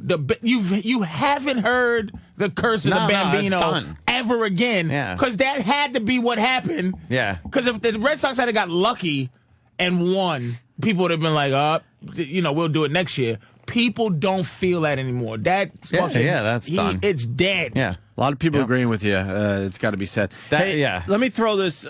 I don't know. Well, let's just go to Mark in Houston, and I'll explain. Go ahead, Mark. I don't like baseball. Go ahead, Mark. The Oilers were up like 40 points at halftime and lost against Buffalo. And you mention that to anybody in Houston, and I get physically ill thinking about that. That was. I mean, it was horrific. For people that have never seen that game, get a copy. First of all, and people don't even realize that it was Frank Reich, not Jim Kelly. And it was Warren Moon that was playing. Backup quarterback against Warren Moon. They're down how many points at halftime? Was it 40? 30-something. 30-something. Oh, shit. It was dude, 35 or 40. Have you ever seen this game, man? No. And people forget. They really just assume it was Kelly coming back. No, Kelly fucking wasn't in the game. It was Frank Reich who barely played, and he brought the team back against Warren Moon in the second half. Wow. And you want to talk about magical. Something magical was happening that day in Buffalo. It was fucked up. Everyone knew early on in the second half they were going to win this game. You just knew. There was just something in the air. I think you got to As a longtime Oiler fan, I can tell you, we knew it. I mean, that's what they always did. So, I mean, we weren't almost not surprised. Yeah, the announcers were even getting excited, like, oh, my God, we're all going to experience something here. Just everyone knew it. It was the weirdest thing that day. Well, thanks a lot, and happy birthday, Patrice. All right, Mark. I remember that game like it was yesterday. Jimmy's not here. I think that also you have to something that you can't watch. Now, there's no way that somebody who's a Yankees fan could watch any game that had to do with that 3-game thing. No. Yeah. I can't watch the 18-0 Super Bowl. I can't watch it. Maybe I was affected by it. Yeah. It was emotional. Maybe it was so disturbing that it was like like you've been raped and then don't remember or touch funny as a kid. I can't watch Christian Laettner's turnaround jump shot. To beat Kentucky. I can't. College basketball. Close my eyes and turn the TV off when I see that. I hope he misses every time. And I still see it. Full court pass, grabs it at the foul line, turns and shoots. Right? I can't. That's the play, right? He does a fake. It is. I can't watch that. That was personally. not supposed to happen. I can watch. It just wasn't supposed to happen. I can watch Bill Buckner. I know there's people that can't watch Bill Buckner. That they just can't. Behind the bag. Oh! But I can't think of anybody. I'm trying to think of. It's so unfair. This Northeast thing. I know there's a lot of pain. I was in Canada and they said there was a hockey game that no one in Canada can watch. The Canadians did something and they can't, or the Edmonton Oilers or something. They can't fucking watch. There's some things you just go, oh, God. Yeah, I don't know. I can't watch any clips from last night's game. It's annoying the shit that all they're doing is playing these highlights from last night's game. You weren't supposed to win that game last night, though. It was just one of those games. Look, you got to come back tonight now. Cliff Lee on the mound. It's amazing. What'd you say? What'd you say when I came in this morning? He's supposed to be that good? No, this guy was, and not only that, he was cocky and fucking like smug. He made a catch where he pitches, the ball gets popped up to the mound, and he just stands there like this and goes, bunk. Puts his glove out and it's in my glove. And everyone started laughing because it was so nonchalant. I don't think you're paying attention because you're a Yankees fan, but are you a baseball fan? Meaning... Oh, I understand what you're saying. No, I wouldn't be able to tell you all the people on the Phillies. I'm not again, I reiterate. When things transcend past your giving a fuck level, your meter, I know that people are not... Philly is as good as the Yankees. Oh, and the only thing they're saying is maybe the pitching. Their pitchers are great for Philly, but they haven't been great lately. So they could end up being great during this thing. I understand. These fuckers are good from top to bottom, and I don't give a fuck. I understand that the Phillies are a good team. It's not like I'm like, oh, who are these guys coming in? I understand. You got a great year. And they're pitching. They're beasts. Good, but the way he pitched last night was not like, you will not see pitchers every night getting up and fucking playing like that. That was a ridiculous fucking night he had. When I came in, you said they shouldn't allow robots to fucking play in the World Series. In the World Series, he was like a robot. Like a robot. They're just not afraid. And Rollins said, he said we're going to beat them in 5, and if we're feeling charitable, we'll beat them in 6. Oof. And he said it, and it was so funny. It wasn't like some ridiculous trying to get confidence shit. Behind him catch. Your team's in trouble, Ant. They got to win tonight. Yeah, I caught it. All right, listen, let's move on. Oh, they do have to win tonight. So let's do the biggest chokes in sports history. What website is this from?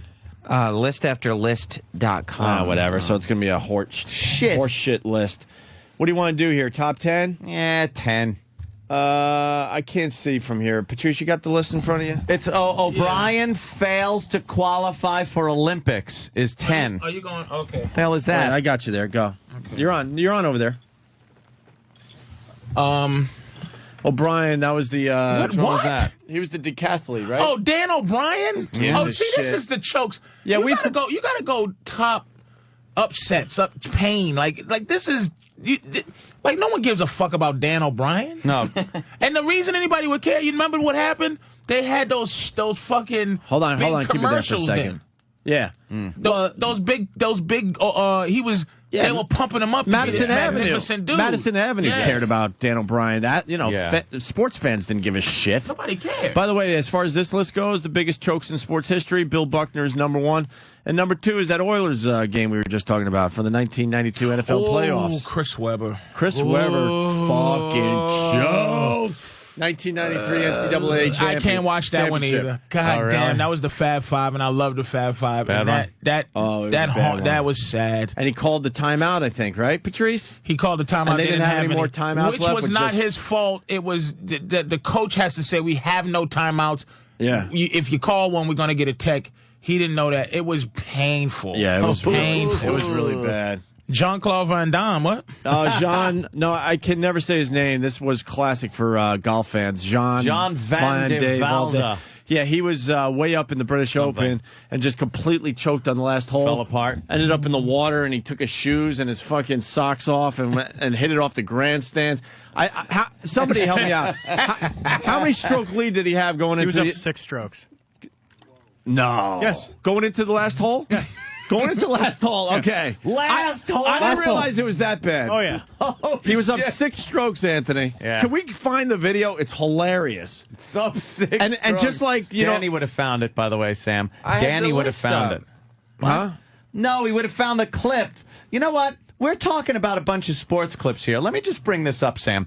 Patrice has mentioned a couple that were tragic. You know, that Opie had mentioned a couple of these plays that are amazing. Danny would have had them up there for us to watch and go, yeah, that was it. Holy shit.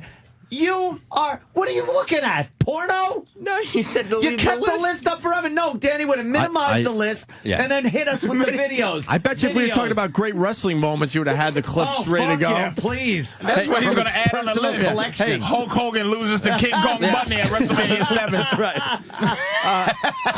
Anthony, Kevin from Connecticut writes, Opie, you're thinking about the movie Happy Gilmore. No, that Happy Gilmore thing actually happened at the British Open in, what year? 1993. Wow, that's brutal. You got to see that. You've never seen this? The last hole. No. I didn't realize it was never 6. Never going to see it either, by the way. I thought it was 3, maybe 4. I did not realize it was 6. He hit it out of bounds off the grandstands. He fucking was in the water, up against rocks. He just folded. And everyone's like, what the fuck is going on? Why don't you copy-paste the guy's name from the list instead of Greg Norman being there? Oh, boy. Are you panicking, Sam? Copy-paste. You forced him to do something that he just... Yeah, because this guy's not going to have a lot of videos. Yeah. There's going to be one video for this guy. There we go. His collapse, golf collapse. It's easy. Here's the... See, Sam? All right. I mean, there's no easy T-shirt, I think. He probably still suffering, this guy. Oh, yeah. He was... British Open, too, man. One of the majors. He's got... All he has to do is fucking... It's just if he gets a triple bogey, he still wins. Triple bogey, he wins, yeah. Here's his drive on the 18th hole. Could take as many as 6 shots as many as 18th and still win. Ah. The driver was a brave choice of club in such A brave choice, don't you know? Lying well. What a fucking wanker. So the drive was even okay, right? Now surely was the time to... What, does he dunk it in the water? No way, come on. This. I love this. Come on, it's the so drive bad. was even okay, considering he was 6 strokes ahead. This is douchey. Why don't you maximize the screen a little bit there? You got Slick. The option was Thank you. Wedge down the left side and then pitch it on the green and putt it or straight putt it and walk off with it. Right, he's looking over a little water hat. It's like a little fucking puddle in front of him, by the way. Here's his second shot. This was the D'Artagnan. Up by 6 shots to win the British Open. Okay, It watch was this. here that the tragicomedy began. The tragicomedy. Most balls that hit grandstands stay there. The result from the ricochet was unfortunate, to say the least. I didn't need to go for glory. That wasn't something absolutely wrong. Can you stop that for a second? This is absolutely why I've traveled, right? Yeah. This is absolutely why fucking America, no matter how awful it is still the best. Yeah. We know how to make drama. Yeah. Like, other people don't appreciate drama. They go like, oops, here's where the tragic comedy. It's like somebody would go, oh, this motherfucker is falling apart. Yeah. You dirty, rotten We're piece of watching shit. this guy destroy himself here. He's like, oh, that's unfortunate. And they're letting him, Yes. the interview, they're allowing this guy to just go, yeah, to brush it off like it ain't the worst thing that's ever happened in The history. most horrible thing. Yeah. People are saying, Travis, he was only 3 strokes ahead, not 6. I just heard him That's say. fine, whatever, Sports Illustrated says one I heard thing, him say. I heard the announcer there say he's got 6. Oh, he just got chances here. I think he just has to get a 6 on the last hole. No, I think. All right, let's find out. So then his second shot is in deep fucking, you don't get out of it, type He's in grass, some fucking rough weeds. shit. Still had The shots jungle. to spare. Surely good sense screamed for a chop out, chip, and 2 putts. Right. Chop out, chip, and 2 putts. With the neurons apparently misfiring, the humour from here was all gallows, or more appropriately, guillotine. High up as it goes. All right, here's his Walking third on shot. water, now his hopes would sink in. Watch this. All he has to do is chip this out of the deep grass. It went into the water. Now he's looking very depressed. The people are laughing. the water. Shit. People are laughing at him. This guy is having the worst. You are watching a man having the worst day of his life. See, most people don't give a shit about golf, unfortunately, He hit it, sports added fans. jazz, Spanish guitar. Yeah. But let's be honest, this could be the greatest collapse right here. Now he's in the water without took shoes his and socks. Shoes and socks off. He's in the water. His ball is there. Now he's got a hit from about 4 inches of water. Right. How does he fucking even think he's going to do that this? must be his wife, just pussy drying up. Yeah. Pussy drying up. I think he. What did he do? I think he just he's taking a penalty because he can't hit it out of the water. His wife's embarrassed. Like, that's his wife. Gotta be. Playing from the water, Van de Velde dropped into more trouble.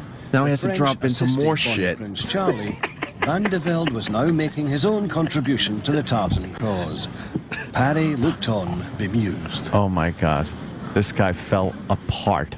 And now he's got another shitty shot from the rough because he had to take it out of the water and take a penalty. And now? The sand trap. He just went in the sand trap. This guy fucking. Now Van de Velde had to haul from sand to secure a French triumph. The crowd, disbelieving and sympathetic, were watching one of the most dramatic. Oh, he had a face like I should stop beating myself in the head with one of these clubs. Yeah. Oh, this poor fuck. Now he's got a hole out. Parry planned a glorious climax to follow the gore of his miserable back nine.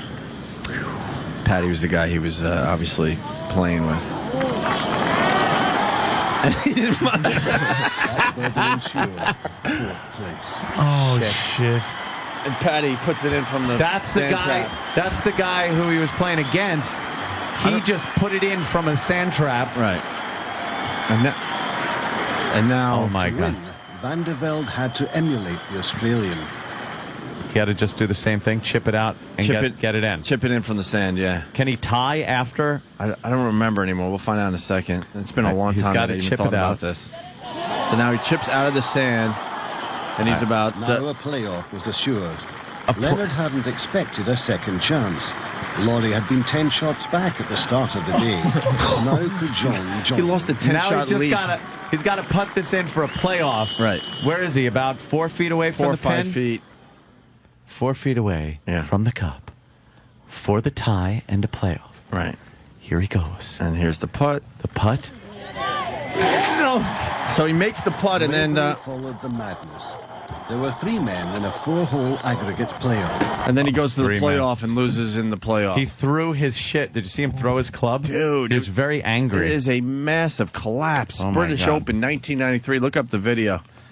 Has Unfortunately, he won anything since? Did he play again? It took him 7 years to win another major tournament. Yeah, that was it for him. Oh, that was it. It is. It's an amazing piece of sports fucking footage. For him, that's probably number one. Yeah. I think for a lot of people, but unfortunately, golf's not that as big as these other sports. So yeah, choking in golf to me is amazing. It's you can only choke in golf after you've been playing amazing. Like to hit that ball in that little hole and then you go, that's not choking. No, that's like choking at darts. Like all you had to do was get the bullseye to win. Yeah, but he couldn't do. Like get the fuck out of it. Hobbies don't count. I was on a dart league though. I did choke few times. No, you don't get to say choke. Very good. And there's a little more info on what Long we Island. It's mandatory. There's a little more info on what we just saw. Dave in Westchester. Dave. What's up, boys? Hey. So, 2 things about that Van de Velde choke.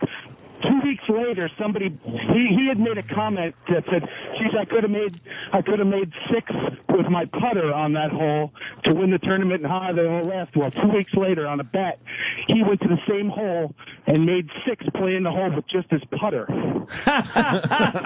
Shit, that was a little too much pressure for him. Yeah. Here's the worst part about this whole thing. If you look, the guy who writes the name on the trophy for the British Open already had half of Van de Velde's name on the trophy. So, I who won the tournament, you can still faintly see Van de Velde's name underneath because they had half of it already carved into the trophy. Yeah, so they had to rub that out and put the. I don't even remember who won it that year, to be honest with you. I think it was Paul Laurie. Okay, yeah, but there you go. Thank you for that info, Dave. I appreciate it. Dave from Westchester. We should take a break, but there you go. Patrice O'Neill. Are you promoting anything, Patrice? Yeah, where are you going to be? Where are you going to be at? Where were you off to last time you were here? Did it go well? Oh, yeah, it went pretty good. Bananas, right? Poughkeepsie. And I'll be a couple of places coming up my last few performances of the year before the holidays. And take the rest of the year off? Do you? And I just mellow out? And I'm going to put on my... I'm going to put on my answer machine. 2009 is going to be my year. but it is 2009. Yeah, as soon as 2010 comes, I swear to God, every gig I took this year, I said, I'm not taking because I'm going to get something. Yeah. If I didn't, I'd be a homeless mother. I'd be sleeping in this studio. Yeah. I'm telling you. So I've got a few things. Stress Factory coming up. Yeah, all right. Bananas and we'll figure it all out. All that shit. Hey, we got to take a break. This show's going to go by fast today because we got Laszlo coming in today. And we're leaving early. Hopefully we'll leave early. Bill Donahue's calling in about the Curb Your Enthusiasm thing. We'll ask Patrice if he's seen the episode. If he hasn't, we'll explain it to Patrice. Bill Donahue's outraged, and he wants to talk to us today. And you want to squeeze in a Jocktober today, Ant? I would love to. Remember, we can't squeeze it in. It cannot be dismissed. It must be played. We're pretty much done with Jocktober. Tomorrow's the last day. Yeah. That sucks. And Sam picked out a show fave for today's Jocktober. Today's a very special Jocktober. Yes, it is. Yeah. Oh, yeah. It's going to bring back a lot of memories. Oh, cool. 2 guys just like you and I, my friend. Really? Just like you and I. Yeah. Just 2 guys. Just 2 guys. Yeah. You'd think they were married, though. Oh, boy. All right, we'll continue. Opie and Anthony and Patrice O'Neill. Opie and Anthony, Patrice O'Neill sitting in for Jim Norton. Jimmy's going to be on Leno tonight. Oh. So please watch Jimmy on Leno tonight. I know a lot of you are going to be watching the World Series, but you know what? Take a peek and then go back to the game. Oh, yeah? At the very least, take a peek and watch Jimmy's segment tonight. He's doing uninvited guests, so those things are just kicking ass, especially for Jay Leno. Patrice O'Neill's going to be at Bananas Comedy Club in Hasbrook Heights this time around. This is down the road, Patrice. All right. You know what? Big Mama Prod's on Twitter, and Patrice will be telling you where he's going to be at. That's what you should do. Go to Big Mama Prod's on Twitter. And I saw your tweet about the Vikings-Steelers game. Oof. Fucking it. That was the game of the week, though, right? Oof. You liked? Oof. Maybe we shouldn't talk about it. It's 4 days ago already. But I'm just saying, can I just say that Adrian Peterson was an animal. Is that his name? I First think name so. Adrian? I don't know. For the Vikings, the running back? Yeah. Oof. I just was relaxed. I had to let some kind of emotion out when I saw that fucking animal hit that dude Gay. His last name was Gay. Gay. And knocked him straight. Yeah, but the sadness is, you see that little simple thing? They couldn't even say that on SportsCenter ever. Like, nowhere could a dude just get that pain out of going, he straightened Gay up. Couldn't even say that. He hit this guy in the mouth. This guy is a fucking animal, dude. He's the baddest motherfucker. And I'm telling you, clips love football. I've never seen a clip. The only clip close to that, is Earl Campbell hitting a motherfucker in his chest. Earl Campbell has a clip like that. This will go down as one of the greatest all-time offensive fucking blows ever. He hit this guy in his feet fell off the ground. Maybe we'll see it. Wow. Earl Campbell's hit is one of the greatest of all time. When he put his leg up. This ain't it. Here it is. Wait, no. Here it is. Boom! That's number one. But Adrian Peterson hitting Gay in his mouth is number 2. Hitting Gay in his mouth. Is that clip anywhere? Oh, if you could. It shook my bones, man. That was a great game. Oh, my God. What a game. What a fucking game, man. I have to say Adrian Peterson. I have to say that dude, man, we get to see somebody that's going to, We're talking sports a lot. That means it's a good sports year or something. Because we don't talk sports this much usually. The greatest time is here. It is. Blam! That's knocked him. That guy's name is Gay. Boy, he didn't. Did you see what he did with his legs after he hit the ground? I think he still thought he was on the ground. Look at his legs. And then he just stepped over him. He walked on top of him. Look, he stepped on his chest. Did you see Gay? It's just monstrous, dude. Gay's like pedaling like he's on a bike. He doesn't know where he is. Like a bull, he went over the sky. It's just, you don't understand that don't happen. And Gay didn't understand it. Everyone's, if you just know that doesn't happen ever. Oh, look at him. It was, I wanted to cry. He's laying there with his legs flailing around. And I wrote on Twitter that I wanted to get my girl pregnant. Oh, and I couldn't finish it. She knows only 100. But I said I wanted to fuck my girl, get her pregnant, so I could have a son. So I could have him do things like that to other men. I can't do that to other men now. I'm fucking 40. But that fucking just to have a son. Can you imagine how proud you are as a father? Oh, wow, that guy got laid out. That guy ain't moving. What happened to him? Oh! Yeah, that's going to hurt. That was a high hit. I just wanted to say that was just... Bravo, talking about that bravo. Twitter. What a fucking... Oh, that hit. Someone's saying check out the Eagles hit on Reggie Brown 2006. We're talking offensive. Less than 3. Thank you. Offensive player versus a defensive player. You'll see. The Steelers fans are yelling and screaming that Peterson didn't even get 70 yards that day, or he got about 70 yards fucking rushing. Give a nigga credit. He destroyed that guy. What are we looking at? Auburn's Junior Rose. What the fuck? And Georgia's Reggie Brown. Let's see. Let's see this hit. No audio? Wow. He knocked his fucking head off? Oh, that was the ball. Oh, wait. Yeah. He got creamed by 2 guys. Yeah. All right. That got hurt. Let's get into some Jocktober. Happy Jocktober, everybody, from your friends at the Opie and Anthony Show. I wanna rock! It's a celebration of hacky, pukey radio shows and DJs from across this great nation of ours. The blacker the berry, the sweeter the juice, baby! There was a lot of energy there for some reason, but it's like wasted energy. Yeah. It's like sitting in your driveway in neutral and just gassing it. Crank up the crapola, it's Jocktober. There's a person stranded! There's a show! It's stranded! My rebuttal is, yo mama. I like that. What the hell was that? Happy Jocktober, everybody, from your friends at the Opie and Anthony Show. Let's all do it. There was no joy attached to that sound. None.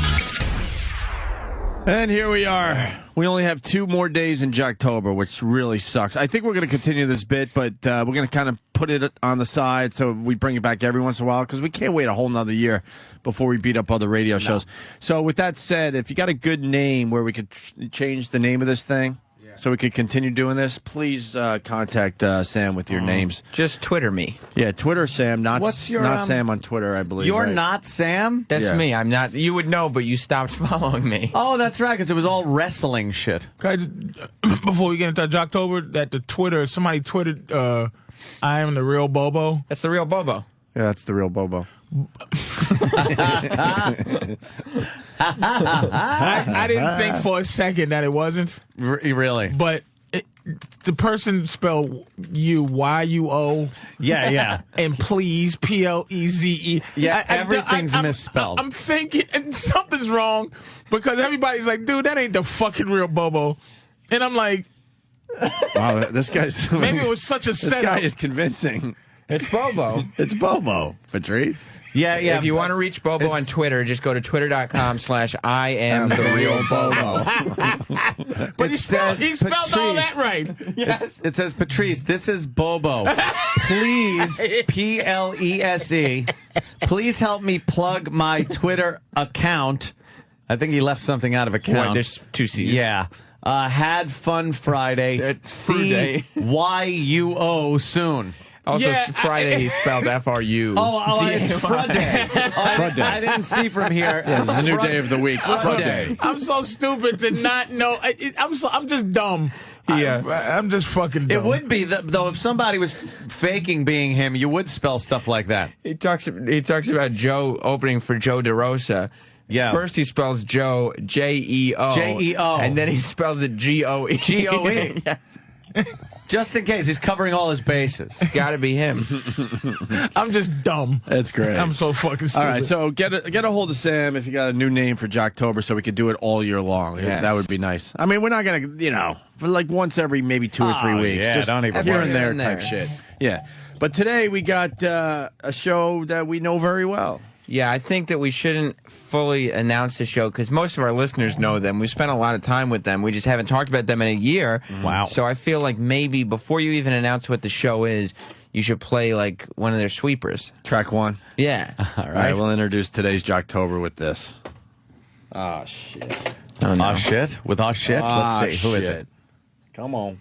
Here it is. No, it's not Ron and Fez. Shut up. The John and Jeff Show. John and Jeff Show. We're two guys who think there is no excuse for poor neighborhoods being dirty. We're two guys who think any band that comes back after a farewell tour should be sued. We're two guys who think parole boards should be eliminated.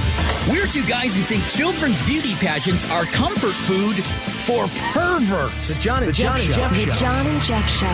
10 years long, 10 years strong. Oh, 10 years long, 10 years strong. It's the John and Jeff Show, which you can hear in Boston, Seattle, Portland, Providence, Norfolk, Greensboro, Louisville, Fresno, Reno, Charleston, Ithaca, Grand Rapids, Lansing, Fort Wayne, Augusta, Charlottesville, Bloomington, Sioux City, and Junction City on the Talk of JC.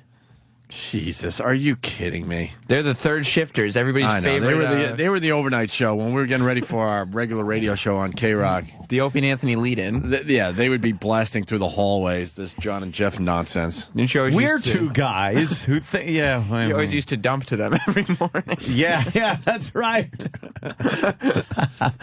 Had a good dump to John and Jeff. Are they doing anything different since the last time we looked at them? Definitely. They are really sort of broadening their horizons. Well, they're 10 years long. 10 years strong. 10 years strong. We're two guys that think and go. Go. The flights to Thailand for young boys are great.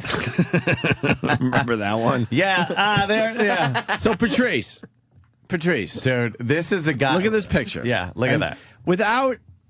Without even our help, you tell us what you think, in your honest opinion, is going on in that photo.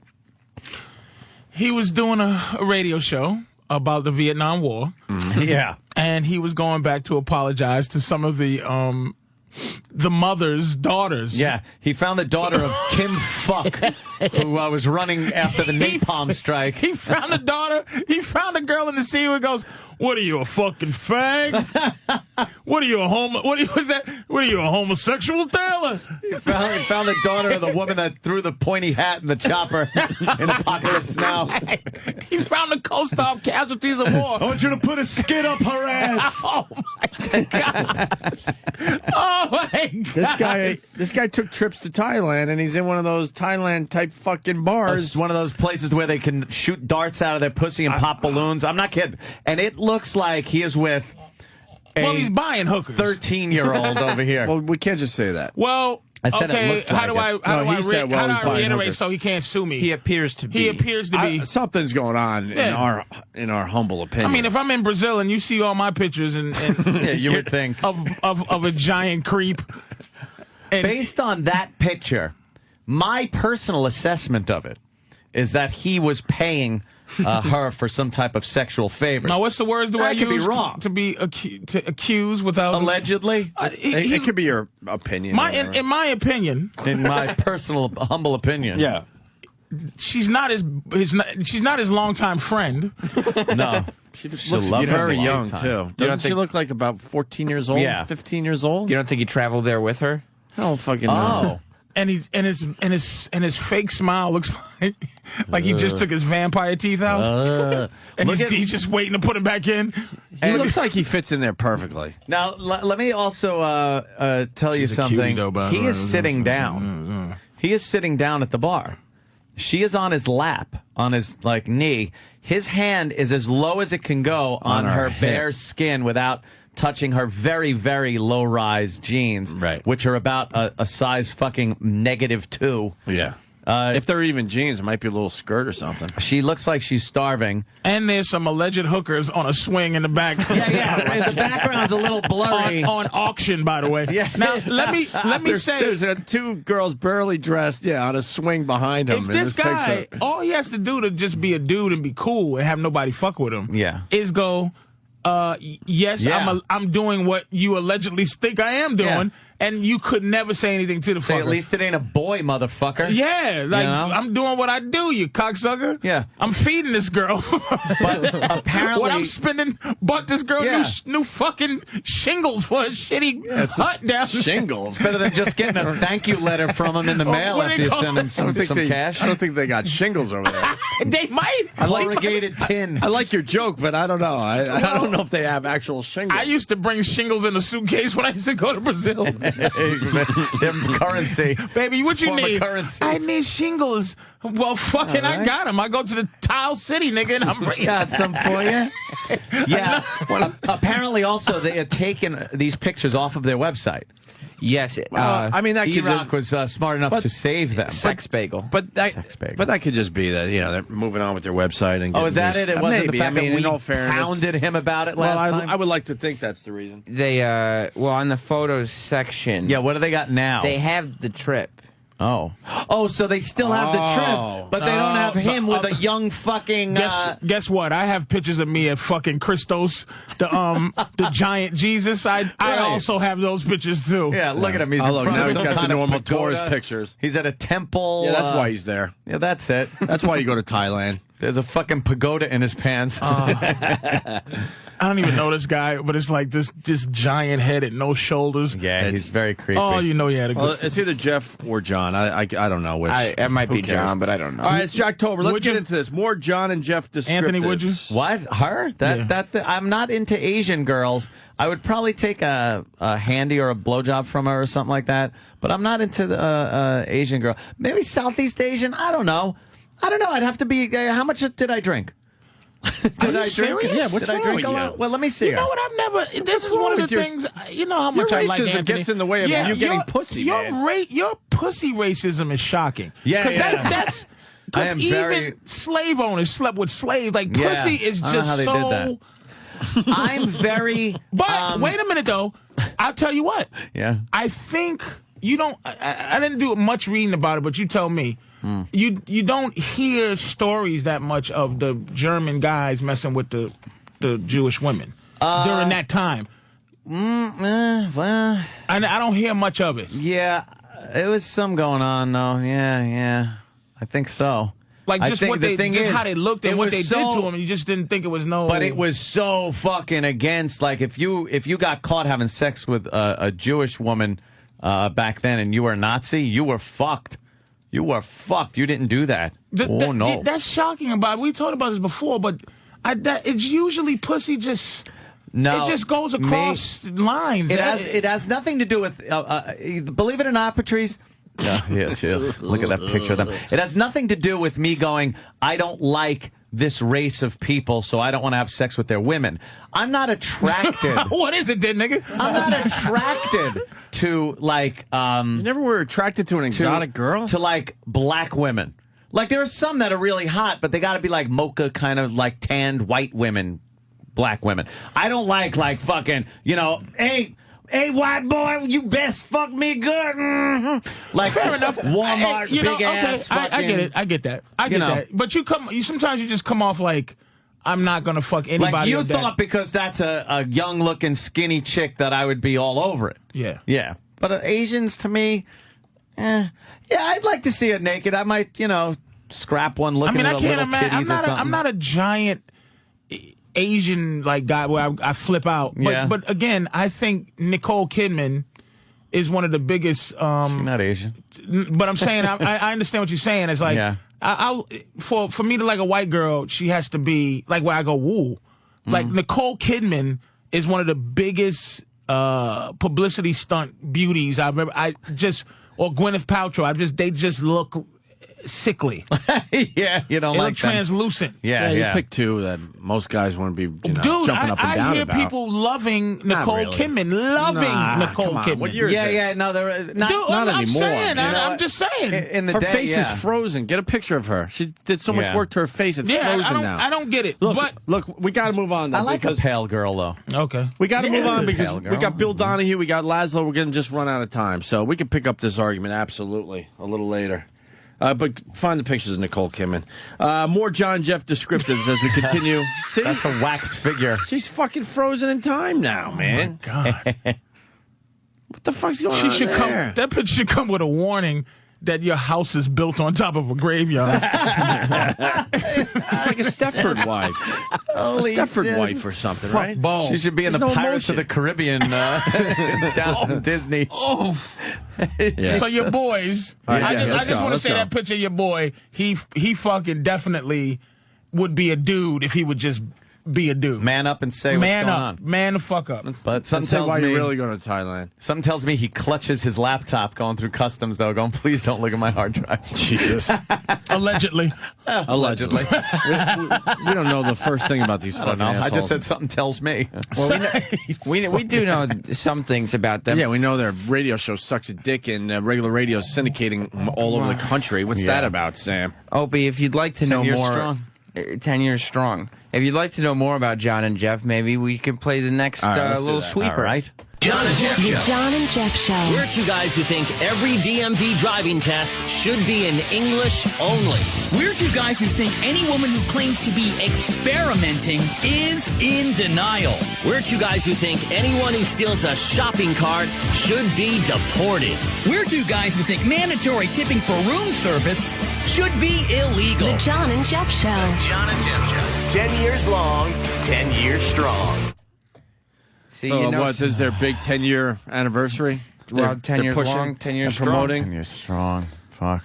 Representing the third shifters, the insomniacs, They're pretty edgy with their where to guys, though. Yeah, wow. They don't like that fucking tipping of the room carts service. And fucking shit. Yeah, it's crazy stuff. You have to realize when you're on overnights, they're on from 2 a.m. to 6 a.m. You can get away with a little more. Well, obviously. Yes. Safe harbor. Yes, Patrice. No, I'm not nothing. All right. Yeah, we're going to talk about that. Bill Donahue's going to be on our show. He's all over the place, and he picked our show as one of the places to yell and scream today. So we're looking forward to it. Yes. Jocktober, John and Jeff. Even more things that make John and Jeff two captivating guys.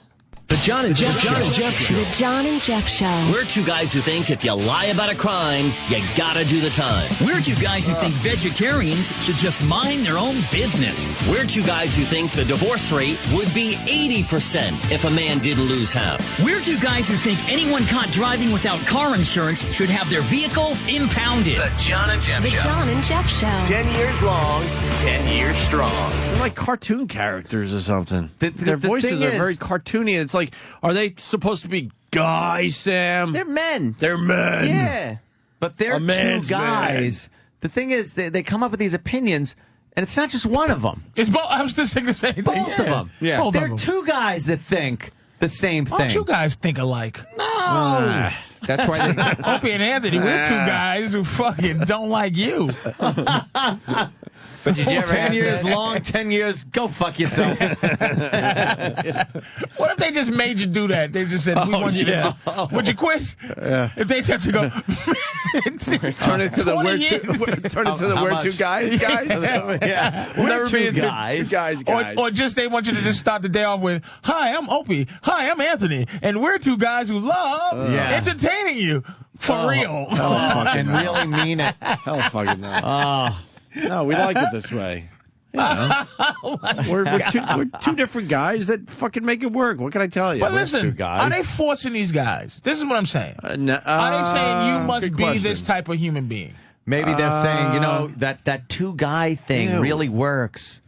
They have a new Elvira, or is that Is that I was about to say, Holy shit, is that the same Elvira? That's the same Elvira. Is that the same one? 60-something years old. Fuck out of She's here. going to be at Chiller Theater this weekend. Really? Yeah. She's got to be 60-something years old at least. She had tons of work, but look at her tits. Look at this fucking bitch. You Elvira. She's got to be wearing some kind I of really push-up. want to smash her, but I think she's getting it done still. That stupid Elvira. Wow. You think it's the same one, though? That's gotta be. Maybe It they is switched the her same out. one. It is the same one. That's the Elvira. same one. Yeah. She's a redhead in real life. Is she? Yep. Really? She's also burned Is over she- much of her body. Really? Yeah. She had bad burns? That's no kidding. Crackhead? No. She something happened when she was younger, and she got burned over a lot of her body, except what you see, her cleavage and shit like that. But the rest of her body, big burns. Did they think she was a witch? Oh, maybe that was it. They burned her at the stake. Why? You know something? Goes with the whole Elvira thing. Yes. Maybe she took it seriously. The burn thing. All right, let's go to John and Jeff. Start their hour with stuff. What now? What? I'm sorry. You gave me the giggles now. I just want to laugh at everything else.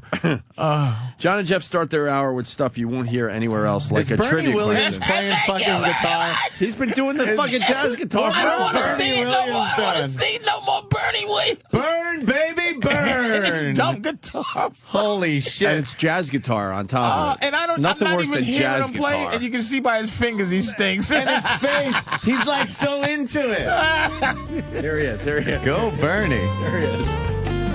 Bernie Williams. He plays a good guitar, but who the fuck's buying this shit? Fucking kids. You know what? I don't know how many people get this, but his wife should be behind him doing this. She used to fucking smash something Every right time he behind was up? the plate every time and fucking annoy the piss out of me. His album should be called Bernie's Greatest Hits, Not in Baseball. Oh, shit. You should have given that guitar to some of the Yankees so they could hit with it last night. Maybe they would have fucking hit the ball. I don't want to look at his soulful into his face. Get this shit off. He's closing his eyes and pursing his lips.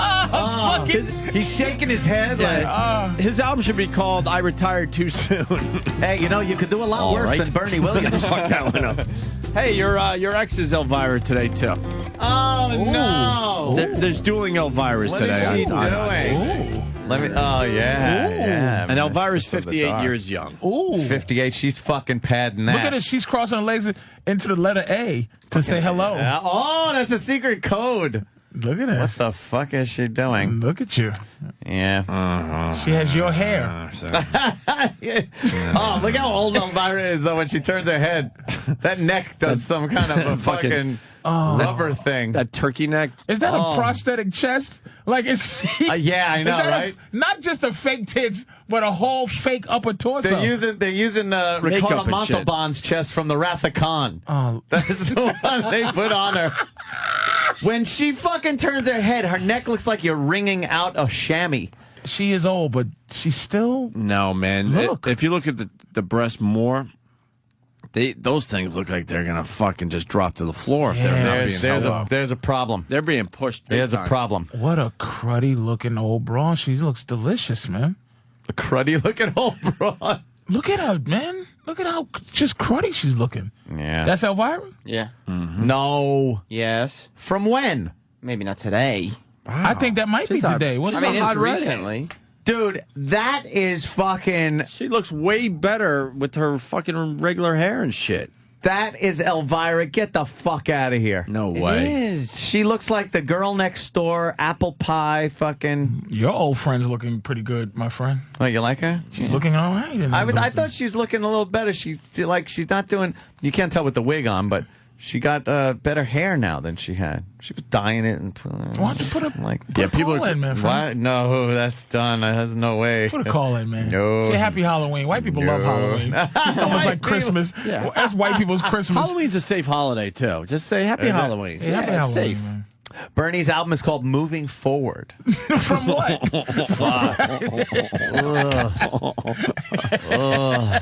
Meaning, I wish I played a few more years, but finally I'm moving. You know, forward. I've been trying to plan my next special I'm gonna do. I've been trying to plan the name for 2 years, and I just can't come up. Like, it's just because every name is douchey. I think I'm gonna call it Patrice O'Neal Live, dude. Because these names, fucking names. Use your Twitter. The listeners will fucking come up with it in a second Just for be you. like I'm Chicago. telling you, they'll come up with something. Patrice 5, Patrice 6. Have a contest. They'll come up with it.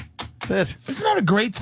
Just something simple. Right. Patrice, you're killing us with your ADD today. You're killing us. I love it. It's That's great. true. People are calling it WADD today, radio. Oh, it's because they're into what? Oh, my bad. Bernie Williams fucked me up. There's no way we couldn't have commented on that. I know. And I've been trying not to be, but this fucker tuned right into the fact that dumb Bernie Williams was clenching his bottom lip. Bing, ding, ding, ding, ding, ding, ding, ding. Who gives a shit, nigga? And delicious Elvira and his old friend looking. Let's go back to these two sissies from Taiwan. Fuck out here. Go ahead. And look at Sam. Just like, come on, man. My hard work. Go fuck yourself, bitch. And we got Laszlo outside the studio, Bill Donahue. Laz out It's there? one of those crazy days. There's Laszlo throwing his hands up. He's already given up. Here we go. John and Jeff start their show or an hour off with some dumb trivia. Thanks for joining us on the third shift. We appreciate it. And a special welcome to insomniacs across America. This is the John and Jeff Show, 877-975-6465. All right, America, welcome to the show. Here it's totally open phones. That means more topics, better variety. Stand by for stuff you will only hear right here on the third shift. So there's a lot going on. Grab a cup of coffee, America, and jump on. Dude, you got John and Jeff. You grab your cup of coffee, dude.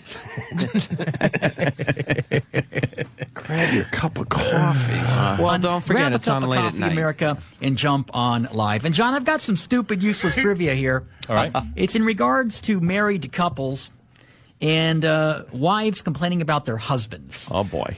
Boy, where do we start? Honey, have you taken out the trash yet? Here it is. Here's the question. I'll get right to it. Wait, what is that? I thought there was going to be like a bit there. It's just like one of those, like you can imagine, think about it. Like, Opie, you're married now, so maybe you could think, you're sitting at home on the couch and all of a sudden your wife, honey, have you taken out the trash? That's all hack shit. Huh? If you find a good girl, you don't deal with that hack shit. But did you ever have the trash start piling up and all of a sudden? Yeah, we both look at it like, all right, one of us will give in eventually. 2 black eyes later. Huh? She ain't asking. What the fuck? Right. Do you take out? Are you getting nagged by your woman? Not even Because you're pretty much married too. Who are you kidding? Yeah. It's just not official with you. Patrice has her trained so well. She wouldn't dare nag But him. she's not nagging you, right? She would if I let her. Yeah. What the fuck is wrong with you? She knows Patrice would just be, bitch, what the fuck are you saying? She's living the life she wants. What are you saying to me? Every time I see her, I no longer now. Here's what she got me. I no longer do anything now. Like when I see her, if I drop something on the floor, anything that knows how to bend, It's broke. Oh my God! Like, oh shit! I dropped something, sweetie. Hey, come pick that. But she set me up to need her, so I needed to pick up shit and carry shit. Nothing wrong with that. Carry the bags that I bought. I bought the soup. I bought the food. You carry it. Nothing wrong with that. Be a fucking gentleman. Shut your face. Oh, really? And carry bags. When I drop stuff, I'm like, could you please pick that up for me? Pick it up. That's where I'm feeling the age a little bit. I paid $75 for the Olive Garden the other day. Please just pick this up for me. Take the leftovers in a bag in your purse. Jesus. All right, let's find out about this nagging. Not the trash yet. Here it is. Here's the question. I'll get right to it. I'm not going to beat around the bush. About 65% of married women said this was the most annoying thing about their husband. It bugs them. What is it? This annoys them. It bugs them. What is it? So this is one of the things you'll peeing hear on the toilet seat up. Yeah, only on the third shift. It's got to be toilet seat up. Why are you trying to answer this? Who cares? It's I'm interesting. captivated by it. Oh, yeah. These are two guys who love trivia questions. I swear I thought the question was going to be, women do this after they break up. I swear I thought you were going to sneak that one in. Oh, I wish that would have been hilarious if the third show had the same topic. I've never hated Sam more than this moment right now because I'm looking down at all the rest of the tracks. They're all fucking answers to this question. Are you fucking kidding me? That's all we got today? That's what we're going to highlight. Oh John and Jeff getting This would be a throwaway line. Of course. No. And maybe you hope that someone has a good joke on the lines or someone in the studio, whatever, but that's it. You wouldn't spend too much time in something like this. Our own listeners have some answers here. Yep. Finding another girl in your closet. Okay. That seems to be something that they don't like. Very good. Yeah, they don't like that. I like that. Hey, also, there's something else going on, ADD Radio today, and that's okay. We're just going to go with it now, finally. Chris in New Hampshire's got a name for your fucking comedy special if you want to listen, Patrice. Why did I not? Why'd you do this? I'm a fucking idiot. Chris, you got a name for idiot. Patrice O'Neill's new comedy special? Yeah, good morning, gentlemen. Hey. Yes, produced by Anthony Cumia. It could be Patrice O'Neill Unshackled. Holy shit. That ain't bad. That is pretty good. I was thinking of something with N-word. Unshackled, yeah? Just, actually N-word. Do you want N-word? N-word. Not nigger, but N-word. N-word. Something. I but see. I don't want to be topical. I just want the shit to... Yeah. Richard Pryor and Carlin never had douchey names. At the end, Carlin started naming the stuff like, you're all diseased, but... Yeah. You know, but that didn't bother me for some reason because That was a cool name, I thought. Yeah, Carlin never bugged me. All right, let's get back to the two guys, John and Jeff. They're trying to get the answer to this dumb fucking... I don't even know what the question is anymore. Well, Opie. Oh, shut up. Okay. Dirty laundry on the floor. The old used underwear on the floor. Yeah, why can't you put it in the basket? Because I was trying to do a free throw, basketball style, and I missed.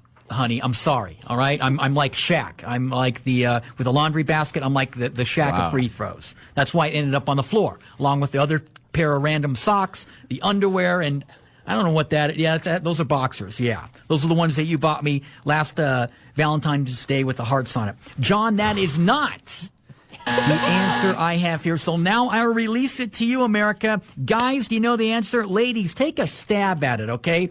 This is in regards to married men and women complaining about their husbands. About 65% of married women said this was the most annoying thing about their husband. It bugs them.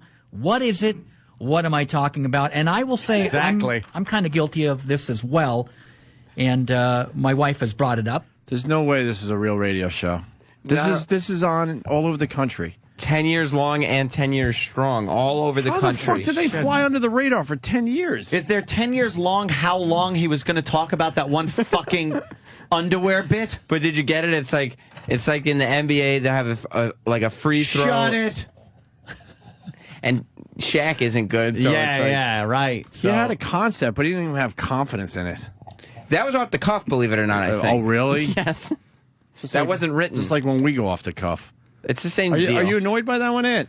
No, first of all, everyone knows your maid comes over and fucking cleans that up.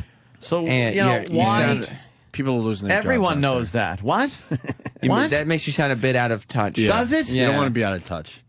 Oh. Remember regular guy stuff? Oh, I'm sorry. Yeah. Relating to the regular guy. They don't have maids out there. You gotta picking up your fucking duty-stained underwear. On purpose, pees on the toilet seat because it'll get cleaned up magically. Who cares? Fuck it. I gotta do. There you go. There it is. You have a wash up? Oh, what? There it is. How about that one? No, she's Her? Asian. Julie? Jesus Christ. How about that one? Pan face now. Oh, I do not like her. You're talking about anybody. No. What happened? Oh my God! Oh, WADD. Yeah, of course. Okay, I'm. All right, we're back. Are we back with We're John back and Jeff? from- All right, we're let's try back it. from WADD. Back to We're the trying to topics. get the answer here. Let's try this. All right, let's go to Call. You're next on the John and Jeff Show. Hi, Call. Oh. Hey, John and Jeff, how y'all doing tonight? I'm doing pretty good. How are you? All right, just out here doing my paper route. Awesome. Listen to y'all every night. Cool. I want to take a stab at that trivia question.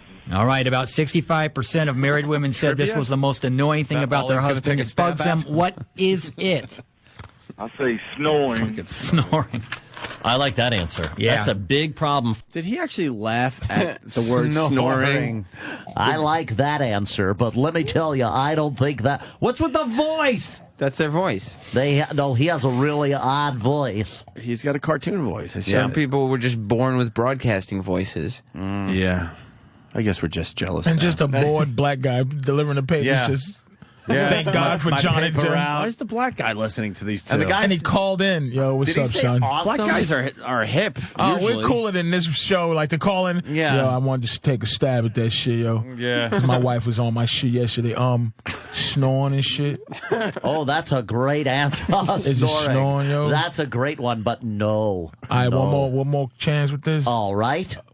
Punching that bitch in the face if she says something funny. Oh, hey, we don't condone that here. We're two guys that think if you punch a woman in the face, you ought to go to prison. All right, yo. How about pulling out and coming on her stomach instead of like on her chest, like I told her I was gonna do. Pulling out and coming out of the chest? Is that was it? That is it. Actually, that's the one. Hey, hey, yo, thank you, man. Hey, that's beating a bitch with these newspapers. We got listeners that want to take a stab at it here. Let's go to Brendan in Rockford. Brendan. Damn, I was so close, boys. I thought it was skip the foreplay and spit on a twat. You got to lube it up somehow. And we got Matt in Alabama. Matt, you want to take a stab at the question? The John and Jeff trivia question? Yes. Yeah, I do believe it's ass to mouth with no washcloth in between. Ass to mouth. Ass to mouth. You know, they don't like that. I can say that, John. They don't We're like two that. guys who don't like ass to mouth. We're two guys that think if you do ass to mouth, you want to know what it tastes like, too. Take that, John and Jeff, you fucking queers. Whoa. Alleged I don't know if they're queers. Allegedly. I know they're Queer good is just broadcasters. To my opinion. Yeah. In my opinion. You got to say that shit. Well, you know now. what, though? In my opinion. In my opinion. Fucking shit. Yeah. Why even attack? You can't win attacking guys like this who just can't do anything and you'll end up losing. They're the limping fucking deer by the watering hole. That's what these two are. Next week, knowing you can't do an impression of fucking Dice no more. And fucking, Well, let's see if we get the answer here. Because we have 4 more tracks of come this on. shit to go. What is it? I say snoring. Snoring. Yeah. I like that answer. Yeah. That's a big problem for a lot of people. Yeah, I found out that I don't think I snore because my wife's never complained. So, and she doesn't snore either, so that's good. Let's So see it if ain't- snoring it is the ain't answer. snoring, That nigga. is not the answer I have here. Oh, you two motherfuckers. All right, what's the headline in the newspaper this morning? Paul? I don't know, John. I didn't look it. I just grabbed it. I can't There you go, yeah. I just deliver them. I can't read. Yo, I just wrapped them motherfuckers up in rubber bands, bitch. You never seen a newspaper, man, nigga? It's the same shit like on the news. What's the headline of the paper today? I don't know, some white shit. Keeping my ass down, rolling up newspapers and shit, motherfucker. I just hope it ain't me, nigga, in these early morning rapes. Where I just throw the papers through the windows to see if they open, nigga. How do you know that? How do you know that? Do not fucking insinuate. How do That's you know just that? my mind went to Rapeville. You're basically saying brothers get paper routes, not for the money for the paper route, so they can throw papers at the houses to see if the people are home. If they're home. How the fuck do you know that? People don't know they're paper guys either. No. At this motherfucker, yo, I'm your motherfucking paper man. I'm here to collect. What? Let's get to the end of this track, please. Oh, shit. I don't know, Johnny. I didn't lick it. I just grabbed him. There you go. Yeah, exactly. Let's get him off the phone quick. Thank God we got the Negro off the phone. Oh, that's good. Fucking scared. But no, it's not snoring. Y'all want the paper? Here's another attempt at the answer. All right, let's go to Nick. He's in Portland this morning. You're next on the third shift. Hey, Nick. Hey, How you doing, man? not too bad. Awesome. What can we? you guys? Awesome. Good. Awesome. What can we do for you? Yeah, I think I got an answer to the trivia question. All right. Here's a question. About 65% of married women said this was the most annoying thing about their husband. What is it? What am I talking about? I think it's forgetting to Like put the the John toilet Jeff seat show? down. Are we still fighting about that? We'll fight until the end of time. Are you married there? Wow, we're fighting over that, really? Yeah. You know what's great? They are so nice. Because if that guy would have called us with that lead-in, it would have been, talk, you dumb motherfucker. Like, they're like, yeah, hello. That was as angry as he gets. Awesome. All we have to do is be nice and we can be syndicated around the country. You know that, right? Yes. Just let's be nice to the callers and the guests. Fuck the callers. You guys, They'll fuck us before we fuck them. you guys It's gonna be are a race nice. against. That's the race against time, Anthony. We could just say, like, if somebody doesn't know they're on the air with us on the phone, why don't we just say, sir, you're on the air? Because the Opie and Anthony show dispenses a thing called tough love. Is it tough love when Yeah. somebody doesn't know they're on the air and we call their mother a you know, Maybe they won't. Next time they'll remember, oh, I have to answer the phone. Tough love. Okay. Tough love. All right. Well, let's hear what else John and Jeff have, because Fighting about that? We'll fight until the end of time. Are you married there, brother? Yes, I am. Brother? Yeah. What are some of the things that your wife complains about? She says I leave my empty pop cans sitting around all over the house most of the time. That's her biggest complaint. Okay. Yeah, you're a guy. We do those things. Yeah. They got to remind everyone, look, in the end, we're guys. We do this stuff. We're all guys. We all leave our pop cans around the house. Here's the thing. We've upgraded from a lot of that stuff. Toilet seat has been upgraded to they're upset when the pee is on all over the floor. And the back part where that you pull up that you put the blue thing in. And the cups is left there because I was too lazy to get up and go to the bathroom, so I pissed I pissed in a pitcher while I was playing Xbox. No, that's not it, sir. Sorry, brother, that's I not know my it. girl sees fucking piss. Holy Piss shit. cups everywhere. My fucking bathroom's upstairs. I'm downstairs playing Xbox. My prostate's swelling up, so I can't make it. You're a diabetic asshole. That's hysterical. What is wrong with you? Holy shit. You got this piss shit all over Is the this place. piss or apple juice, nigga? Oh, my fault, baby. Oh, damn. My girl's so used to my filth now. It's just like she gets up after I go to the bathroom. If I'm at her house, I go to the bathroom. She gets up after me and just cleans up to make sure she doesn't. God damn. She knows I'm just gonna fucking die. Nothing worse than a nice Poor thing. pissy bowl. She won't with even. hair She that looks like doesn't a even. ferret's been doing laps on the fucking rim. Oh, she pisses at my house like she's at the park. She squats. She won't sit on my toilet seat. Like a gas station bathroom. She practices that. She don't sit down in the morning. She's a foot above the fucking She's a seat. foot above the fucking damn. toilet seat. You got to be an animal, man. For her to go It those gets ways. cleaned up, but it's just so much disgust everywhere. That's just classic. fucking finished. You rule. Around. all over the house most of the time. That's her biggest Pop cans? complaint. Pop cans. Yeah, you're a guy. We do those things. We like to leave a trail. We just leave stuff. Oh, yeah. Let's see if that's the answer. You say about 65% of married women said the most annoying thing about their husband is the toilet seat issue. Yep. That is not. Oh, wow. The answer I have here. Oh, that means they're going to have to continue with this, Sam. Huh? And Thank that God. means we're going to have to continue with Not this. necessarily. The listeners want to know. Do they? I think so. That's my sort of gauge. In some funky way, I want to know, too. See? I just want to know the end. Are there a lot of guys that are like John and Jeff, you think? Motherfucker. 10% of the population. Most of them are like John and Jeff guys. Did you see what's on TV? That's the country now. At least we just don't we know it's not, but that's how people are living. It's a do you notice that there's only women with an opinion now on TV? Yeah. It's only like women that get maybe Bill O'Reilly at 8 o'clock. Hannity. But not an opinion. Hannity kind of does what He's got his opinions now. Does he really? Yeah, they changed the show a lot. It ain't too many dudes. He holds onto that football and throws it around the room. Wait a minute, though. But not in the opinion that he's supposed to have. What would Hannity had ever said? Put it this way. There's no guy that would ever defended David Letterman on anything right now. Except for, radio. Right. Like, there's no dudes Gotcha. nowhere that would have gone, wow. Right. Yeah, dudes cheat. Like, if this radio show, somebody talking about some guys cheating, they would never go, yeah, guys do cheat. Yeah. Fuck no. They would go, those fucking pieces of shit. Traitors to dudeness.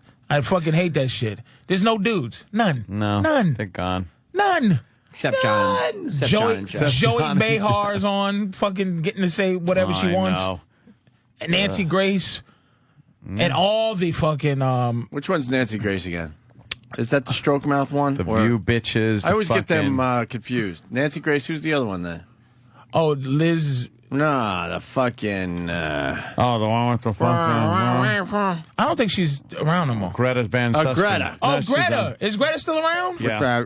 That stroke mouth of hers.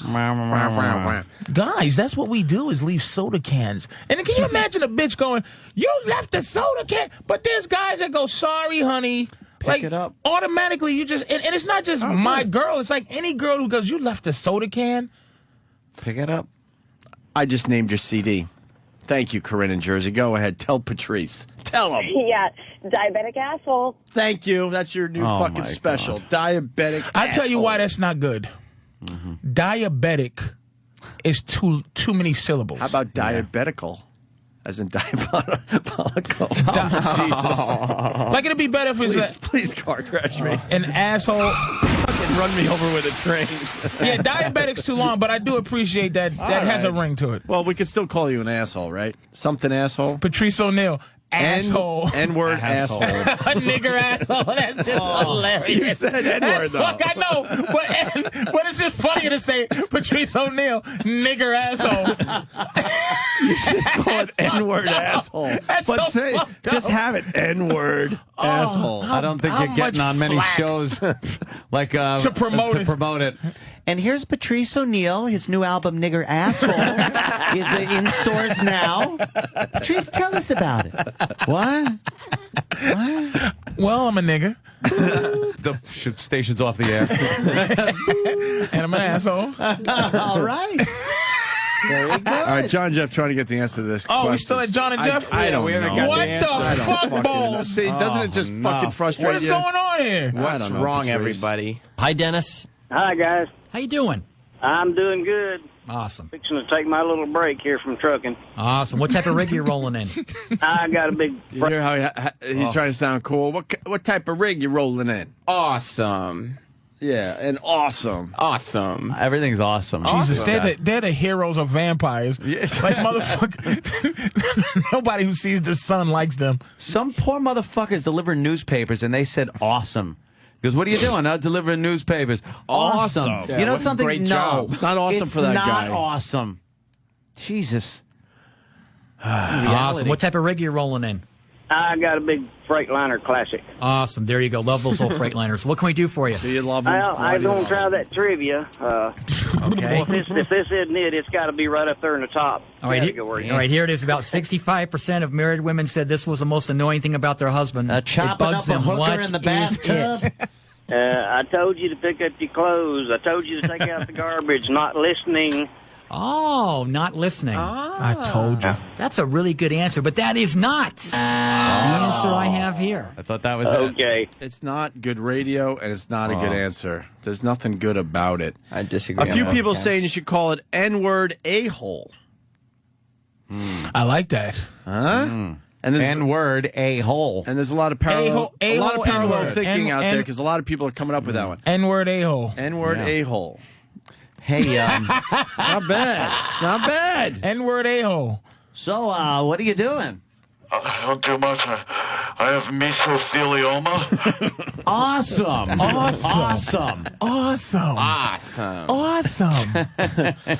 Jesus Christ. Awesome. But do you hear the listeners?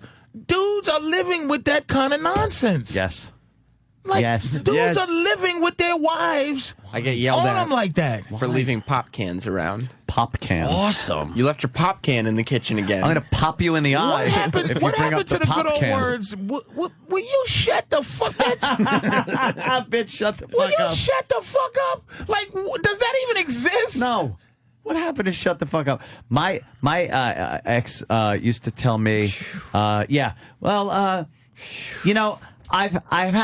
have had to step over your clothes 3 times already.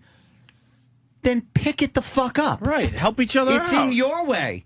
It's in your way. You could bend over and pick it the fuck up. I do shit. I just don't fucking bitch to you that I had to do it. I never sat there going, you know what I had to do today? I had to do this. But they're always, I am picking up your stuff. I had to do this. I didn't fucking You know what I mention had to do today? Shit that I should do for myself. Yeah, shit I should be Bitch, doing I had for to myself. motherfucking deposit a check today myself. Yeah, I had to sign the back. I had to mail my motherfucking PSD&G. Yeah. Where you at? Yeah, what'd you do? You see the bags? Okay, look, I take my fucking bags down to the Chinese lady to wash them, and I get the bags. Do you see them? Do you see the clean clothes piling up in the garage? Do you see them? Bring them the fuck inside. They're already folded. Find a place. Gotta put them in. And then just tell me. Where's my note to tell me where the fuck my drawers are?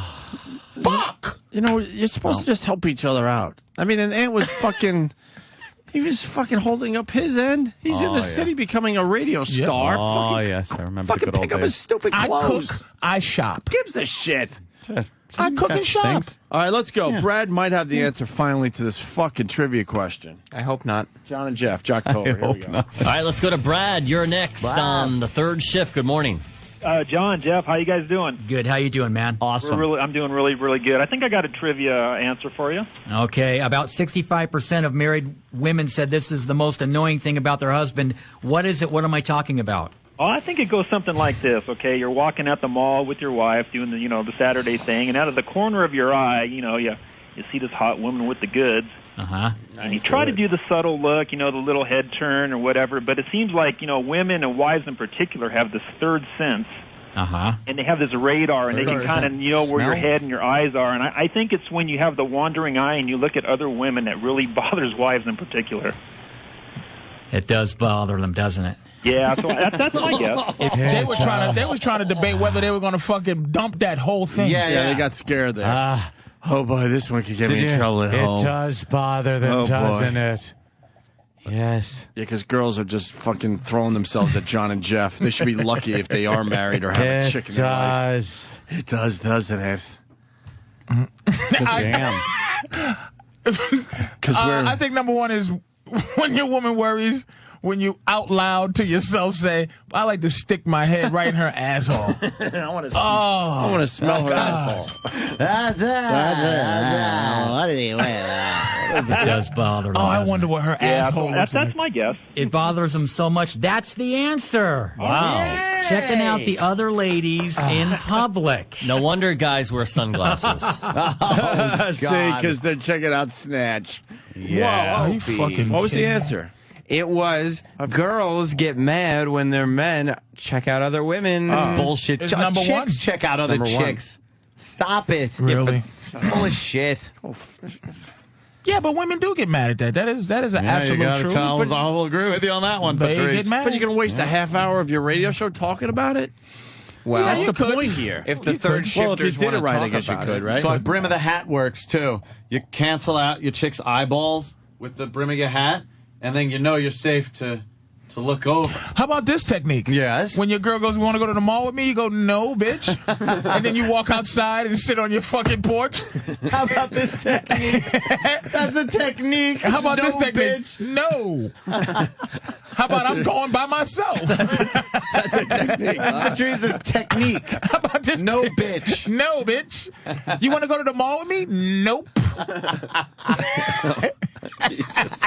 We got to get her on the show. I know she listens every day. We got to get her on the show. My money will be along for the ride. I'll stay here. Yeah. Just, Yeah. You know, my money Hey, will go how with much you need? What are you going to get? Yeah. Your nails done? Here's $150. Here you Keep the go. change. And I'll see you And later. I'll look at other hoes. Bye-bye.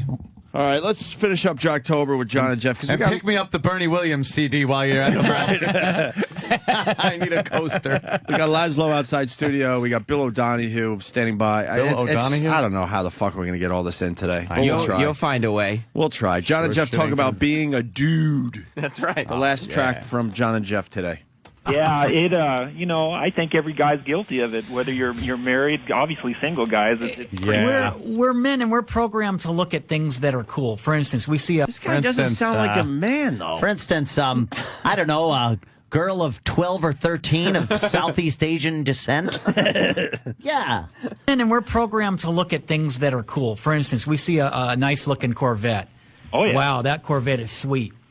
We see a nice-looking woman that's, faggot ass shit. well, how shall I say this, gifted. I am happily married. But we're going to look and we're going to say... my God! Jesus! He had to say that. You can hear by his Girl that is setup. gifted. Because you know I why? am He happily goes married. home and she has to fucking, ask him a lot of questions about the show every fucking You day. said- He puts a delicious you asshole said- right in the same category. Yeah. Like looking at some fucking girl bent over and seeing her asshole and vagina just Yeah, there. yeah, yeah. It's in the same category as a juicy steak. As a car. A car. And As you a got to preface it car. with the car first, because, As a cool painting. I'm not thinking the girl. I'm thinking and talking about the car, honey, when he gets home. Yeah, yeah, yeah. And I said we're happily married. he's got to explain himself every Oh, yeah, morning. every whenever fucking he gets home. henpeck. Every noon. And you know when what? he When you gets say home you're or happily whatever. married, 9. Sometimes if you have to say you're happily married. Yeah, you have to keep telling yourself. Yeah. right. And telling her. We're happily married. Yeah. just, Yeah. my girl knows I don't fucking like her. She knows I love her, and that's where I'm going to be at. But you don't like... It just, she knows a lot of the animosity because I share the animosity. That's all. Yeah. You share it. That's it. You just go, look, I'm fucking. I don't want to be here. I got a question for you. One of them's married, happily married. You think his wife misses being fucked the right way at this point? Look, you Now, what can't makes sit you here think? and think that she doesn't. I don't know. That's I'm terrible. just saying. But that's terrible. if she ever was fucked over. Because if it's, but again, I don't know. that fucking I don't know her. I don't know her either. I'm just saying. Like, it doesn't sound like. I think sound any, like he's, any man. You don't fuck any girl the way you should be. If you ask to marry a girl, or I think if you marry her within a year or two, you never fucked her the way she's supposed to be. Like you supposed to before. Like I think I'm gonna marry my girl soon. We discussed it yesterday. Yeah? 'Cause I don't have health insurance. Oh shit. And She's listening. And I think that Can't you fake it a little bit? We We're getting discussed it. married. No, that's a common. That's common in She the. doesn't want to hear that. we get Deep married down. like two gay guys get married. Listen, Yeah. we need the benefits. Look, I need understand, but benefits. she doesn't want to hear that deep down. I mean, she knows it, but What is she fucking? Look, she's very practical, man. I know she wants some romance. So you're getting married just because of the She health don't like being insurance called issue? bitch no more. I can tell. No. Oh, when I She's call her had it with that? bitch, she's had it. That's old now. And she's tired of me introducing her as my girlfriend. Yeah. She really wants fiance bad. But she, I think I'm just Yeah, I'm just gonna gonna do it. Just can do it. If we end up in, I tell you what, if you hear that I went to Vegas or Reno, Oh, shit. Oh shit. Yeah. we definitely doing a James Brown wedding. doing that. I'll do it. It's going to be a quickie. Quickies, not even. Single on Thursday, married by Sunday. I might get myself ordained as a minister to marry us, just to marry me. Patrice, Do it yourself. Patrice, you take this bit. Yes, I do, nigga. Yes, I bitch. I ain't no bitch. But if you don't fuck this shit, it takes years to fuck the shit out of a bitch. Like, it takes 5, 6 years to fucking just ravage this woman. To get to the point where what, though? Like to where you go, we have done everything. Oh, everything. Okay. All right. And then you go, let's get mad. Fuck it, man. She's been a trooper. Yeah. And you don't want to let her go out into the world after what you did. And try No. You know what I mean? All right. Let's get to the end of this clip. Why? We see a nice-looking Corvette. Move on. Oh, yeah. Wow, that Corvette is sweet. We see a nice-looking woman that's, well, how shall I say this, gifted. I am happily married. But we're going to look and we're going to say, nice. We're going to do that. That's how we are. Let's be real here. We're not going to lie and sugarcoat and say we don't do that. But have you ever deliberately not looked at a woman that your wife or girlfriend thought you were going to look at? I did that on dates, but I'm secure enough. My wife is secure enough to where, if you look for longer than a second or you do a head-to-toe thing and you make a comment, you're being disrespectful. That's straight up rude. You don't do that to a lady. You just don't do that to your wife. Holy shit, this guy is a fucking pussy whipped asshole. Oh, come on. But he's not phony. a pussy whip. He's phony. a fucking, that's what bothers me. Yeah. No guy, this is shit that we have been transformed into. We've evolved into this. Because just in the 50s, you can put a phone book on your girl's ribs and punch it. How do you know that? In the 50s. That's great. Hey, dame. In the 50s, you could rape your wife on top of a jukebox with a poodle skirt on, and she can say nothing. The cops would tell her to scram. Nothing. Yeah. Like, you can't, all of this horse shit. It's all phony. Because that's the only way women can be on top of the situation. Yeah. Is if dudes just decide that we're going to give it all up. That motherfucker cannot honestly believe what is coming out of his mouth. No. Because he's betraying his gut. Yeah. He's betraying what we are. He ain't betraying, like, socially, we're all kind of whipped. We gotta submit to some degree. Yeah. But he's betraying the honesty of being what a man is. He's talking about being a guy and, we're just guys. And then he comes out with a line that no guy in his right mind would fucking say. Disrespect That's thing? just disrespect. Here's a line. Here's a statement that should never get any flack. Men are close to being a perfect creature. As a creature goes, yeah, we're a better creature than women. It just shouldn't be an argument. Right. It's just no one wants to be a girl. Like, no man goes, boy, I wish I could bleed I wish I had to worry about fucking getting pregnant. Yeah, I wish true. I could sit down to pee. I wish I had weaker bones. Wish I needed that Boniva. Wish I got menopause. Like, I wish I wasn't cool after 50. Like, we're just to be not fucking society, because there's women bosses and things, but just as a fucking two creatures walking around, men are the shit. Yeah. Men are the shit. But why the fuck can't we say that? Like, why is that a bad thing to say? You got to say fucking shit like, that's just disrespectful. That's just and if women go, we're the shit and we're the best, and then dudes have to go, yeah, and then girls go, yeah. I bet that's I bet they get calls or emails. It's like, I really like what you said today about that being disrespectful. That's very not enough men say that. Well, that's true. There aren't a lot of men who go out and say that and represent women. Fucking smack you in your head. Yeah, we got a break. Oh, boy. Laszlo's pacing. Fucking I know. Bill Don. It's crazy now. Yeah. Laszlo, did you guys He's do any of the new? Well, we're gonna talk about that shit. I'm supposed to do some voiceover. Did you do the Chinatown one or the new fucking? We've done them all. You done the new ones? We don't know what we're allowed to say. Can't talk about. Really, anything. Laszlo fucking fired me for my little appearance. Well, he should have. You can bring it up with him when he comes in here next. You know what? Fuck Laszlo. Right. Damn. What's he promoting now? He's promoting some good shit. More games that'll Exclusive sell shit a for us. billion copies. Listen, we got a break. Yes, let's At take this a break. point, we can't even fuck around anymore. All right, Patrice is all going to be right, at all right. Bananas Comedy Club, Hasbrook Heights. Oh, no, these are down the road. So just follow Patrice on Twitter, Big Mama Praz, and he'll keep you up to date with his shit. Opie and Anthony, stay there. No, don't do that. It's amazing. Holy shit, we're already checking out the new game. Yep. Opie and Anthony, Patrice O'Neill, Laszlo from Rockstar Games in studio. I am so offended by the new game. Why are you offended? Because I saw a black guy banging a white girl in the game. That looked good, didn't In the it? bathroom. In the bathroom. It's a nice thing about the new GTA. You can take chicks in the bathroom. But I like him. He was nice. Is that a cutaway? Some of them are cutscenes. Other ones, it depends because you meet chicks in the club in the game, and you get their number, and they'll when you see them in the club the next time, they'll just take you to the bathroom and blow you. Oh, damn. You guys have finally said fuck it all. I love it. Yeah, they just I've been reading the articles over the years. Now you're like, you know what? Fuck everybody. You know We're what the going to make best the thing game is? we want to make. Yeah, absolutely right. It's like people over the years have given you shit no matter what you do. So now it's just like, good. Fuck you. Right. Here it is. Blowjobs in the bathroom. Fucking cave her head in. Whatever you want to do. If they can do it in The Sopranos, why can't you do it in a video game? Yeah, exactly. I hear you. Fuck it. Wow, this looks great. Grand Theft Auto episodes from Liberty City. Yeah, it came out this morning. It's 2 full games on one disc. It's got The Lost and Damned and The Ballad of Gay Tony. The Ballad of Gay Tony. What's that about? Interesting name. Maybe you could tell us a little bit about it. So we'd stir it up a little bit.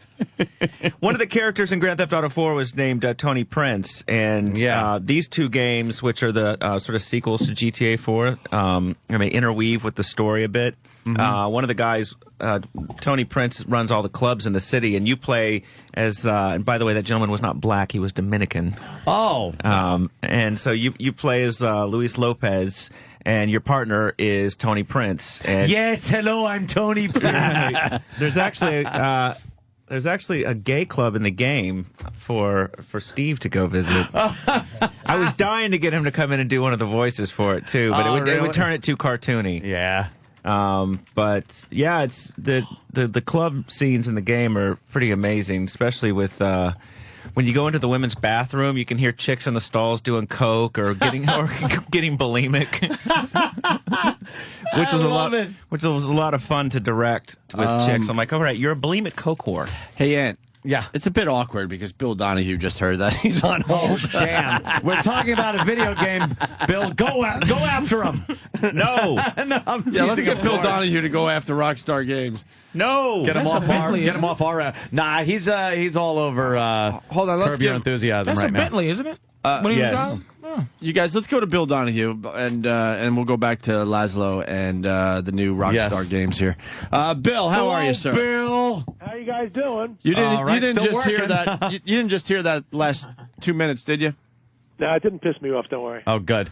Well, let's get right to it then. Speaking of being pissed off, you seem to be all over the place. Larry David, of course, did an episode of Curb Your Enthusiasm where he takes some kind of drug because he's having urinary problems, and when he urinates at an employee's house, a picture of Jesus is up on the wall, and some of his urine gets up by the picture of Jesus' eye, and the people in the house go in the bathroom afterwards, after Larry leaves, and say, oh my God, it's a miracle, because they think the picture is crying, and they want to take this on tour. Now, obviously, Bill, you have a problem with this. Basically, what is your take on it, and why the problem? Well, most of the stuff that seems to cross my desk lately is always gratuitous. It comes out of nowhere. It's not even integral or functional to the show. So you wonder, what is it about the writers that they feel a need to? Let's see now. What can we do? How can we tick off Catholics? Obviously, nobody would piss on Obama because then you'd be a racist and you'd be obscene, and we know all about that. Ain't been to my house. Yeah, I mean, these or as I say, listen, we can put some feces on a picture of the mother of Larry David, and then just see how much he wants to laugh about it. You know what though? I watched the episode last night. Just to prep for this, Bill. I do prep for you. And what I saw was something that was kind of, if you have a knowledge of Curb Your Enthusiasm, it was integral to the story because it is outrageous, and he does put himself in these odd, very awkward situations. I don't think it was gratuitous. I don't think it was prolonged. It was something that had happened, and it wasn't as if he was doing it to desecrate Jesus on purpose or the image of Jesus. It was part of the story, as we've seen in the news many times. People proclaiming they see miracles happening with Jesus crying or Mary bleeding. Why would you take this as being any more than that? It's a cheap shot, and it's always Jesus, or it's always a Catholic priest or a nun. It's never anybody else's religion. You don't think so? This way in emos, it's the same old nonsense. I mean, and if it's not with them, I just put out a statement just now. We look at these Halloween costumes. Okay, some immigrant groups are complaining because they have an illegal alien out there. We know when there was a Danish cartoon of Muhammad, people led to violence in the street. Now, there are costumes of nuns and priests out there which are fine. There's costumes of Jesus, which I think are funny, as well as imams and ministers and rabbis. But there's only one costume where it shows one clergyman with an erection, and the other one is a pregnant person. I'm talking about a Catholic priest and a pregnant nun. Now, it's not being carried in Walmart and Target. Right. I've seen that over the... When I was a kid, I used to see people do that. Bill Donahue. Sir, Bill Donahue, sir. Oh, this is Patrice O'Neill. Do you think God needs your help in these matters? No, I don't. So why don't you just stop? Like, that's all I'm saying. Why don't you just stop being the representative for God? I heard you say "I" about 3 times. Here's my problem. I always have to make things racial. How come the upsetness is not the fact that Jesus always looks like Charles Manson instead of what he really is, somebody from the Middle East? No, he wasn't. He was the son of God, and God we all know is a white man. Why doesn't that offend you? Why is the fact that he looks like a session drummer? I think, you know what I think? I think we need more Amos and Andy and Little Black Sambo. Yeah, we do.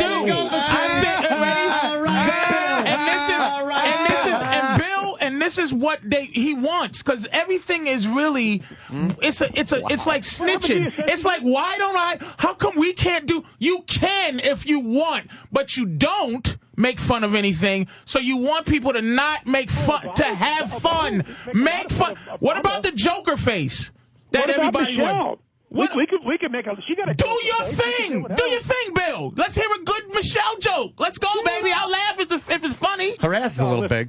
Go ahead. You get my point. No, I don't get your point. No. Sure you do. You just. I don't care. Yeah. How about I don't care? Maybe you would. But really? No, you don't know me. That's what I'm saying. I'm not you. Wait. What do you got on Al Sharpton? Al Sharpton would be the first one to go for your head, of course, if anything like this happened. We saw what happened with Isaac on that. Okay. What I'm saying is that one more time we got this duplicitous, hypocritical people out there who say, oh, no, leave off the gays. Oh, I could have some fun with some gay costumes. Let me tell you about that. But they ain't going to go there, are they? They're just over and over and over again. But you're not giving me any reason. It's like... Any reason? It's like... No, wait a minute. It's like... Sometimes it's like having... You ever have a woman... and she says something's not funny, or something you think is not funny, right? And then you go, okay, well, make it funny for me. Can you please tell me, say something that makes me go, you know what funny is? Well, did you think what Larry David did was funny? It could have been. He should have been able to do it. Was it funny? Did he? I don't think Patrice actually saw it. The tear I did. I saw the clip, and the 2 women that got on their knees and thought he was really crying. Okay, you did see the he was making fun of those goofs as opposed to pee on Jesus. Yeah, it wasn't a desecrating. You're being Jesus literal. thing. He's just making fun of the Catholic woman. Is that what it is? No, it was making fun of. They're hilarious. You don't think people are a little crazy? You guys don't even see it, do you? You can't even connect the dots. You're so clear. You're not connecting the dots. No, I do. You're being self. I don't even want to say righteous, but you're just, dude. Stop. I think Larry David was making fun of the fact that people find like the image of Jesus or the Virgin Mary and like in English muffin, and then next thing you know they're traveling around the country showing everybody, and people blindly believe that something actually happened there. And that's not Jesus. Again, that's a white guy. It's a white guy with long, delicious hair. Let him speak. Yes, Bill. But you've got fringe people in every demographic group in society, and the question is, why is it not legitimate fair then to pick on that fringe group within other different groups? Larry David, you're not allowed to do so. Larry David makes many Jewish jokes about himself. on Curb Your Enthusiasm. Nothing vulgar, nothing obscene. I mean, no, but it's very stereotypical Jewish. Yeah, but you know what? Again, if as I just gave you an example, I don't care even about costumes of Jesus and priests and nuns, as long as they're just making some light fun of them, as they do others. But when you have the kinds of vulgar stuff that I described, and it's only my group, my clergy, my religious, then you have to begin to wonder, why is it? Why do we have this pattern over and over again? Can you tell me which verse? He is a crusader. Can you tell me which? It's a victimizing. You're victimizing. Again, you're victimizing Catholicism. You're victimizing because you're like, it's the reason why I can't listen. It's the reason why I can't say nigga no more. White people have figured out a way to get black people not to say nigga no more by saying the N-word. Because if you can't have fun, nobody can. So you think Christianity's under attack, but it ain't. It's a Jesus joke. And you still didn't answer me. Bill, you still didn't answer me about this white Jesus. You still didn't answer it. What about white Jesus? I don't care about What if I'm offended that Jesus is always white when he's from the Middle East? Well, I mean, that's not vulgar. That's a matter of interpretation. Why aren't you upset about that? The Catholic League, we don't. There have been pictures of Jesus. If you're upset about, if you're upset about a figurative act of defamation against fake Jesus, but it's a fake Jesus. A picture of your mother, you're not going to get upset. It's a fake portrayal of Jesus. I don't believe you for a moment. You don't believe yourself. You're just trying to stop people from having fun. Stop. Leave people alone that like to have fun. A lot more people agree with me than they agree with you. Yes, why don't you just go into rooms with them and leave people who are funny alone? Tell your friend Al Sharpton and his buddies at the There you go, my friend. Because he's black, he's his friend. There you go, Bill. We know what you really are. You're going to slip up if you keep talking, black Bill. people know each other. Exactly. I agree with Bill on this one. You're going to slip up, and the real R word's going to come out. The R word. What's the R word? I'm not saying it. Oh, you know what it is? I don't know what it is. What's the R word? It's the R word. If you use the N word, you're an R. Not exactly, but you know what the N word is. You're an R if you use the N word. Yeah, you're an R if you use the N. I have no idea what the R word is. Of course you don't. Hey, Bill, if you get mad enough, you could call him, what you want to call him. Go ahead, say it, Bill. It's in your heart. Let it go. Don't let it fester, Bill. Get it out. You've already been saying it in this condescending manner. What if I put Amos and Andy, huh, Mr. Negro? How about your friend Al Sharpton? How about your friend White Jesus? Let him talk. I'm just showing what a phony you are. No, you're not. Oh, shit. No, you're not. No, you're not. You're not Little fun. Black Sambo with his You're not fun. Little Black Sambo. We get ready. Hey, what do you? There you go. That's what Bill really is. That's what he really is. That's what you really are. Yeah, I know. You see the anger? He came on very diplomatic. Very diplomatic. Argument. You try to justify bigotry against one group, but then you get upset when I don't. When it comes back. No, I didn't. No, I didn't. Yeah, you kind of did. You kind of did. Say what? You kind of did. What did I do? You kind of did. What did I do? You kind of did. Just tell me what I did. You kind of did. Tell me what I did. I just fucking with you. No. I'm asking Bill. To Bill. Bill, what did I do, Bill? What did I get mad about? My point is simply this: everybody has a hot button, whether it be Jesus or Muhammad or a black minister, whoever it might be. Or funniness. All you got to do is find that button and you press it and you get the same reaction. Yeah, the button I'm pushing with you. There's a tendency in our culture to push the buttons of Catholics more than any other group. Okay, when did this start? Has this been historic or has this started yesterday? Leviticus. This started Leviticus. For a while, fellas. You know when it started? It started when people started paying attention to people like you, Bill. When we started going, Bill said something, so we got to be scared of it.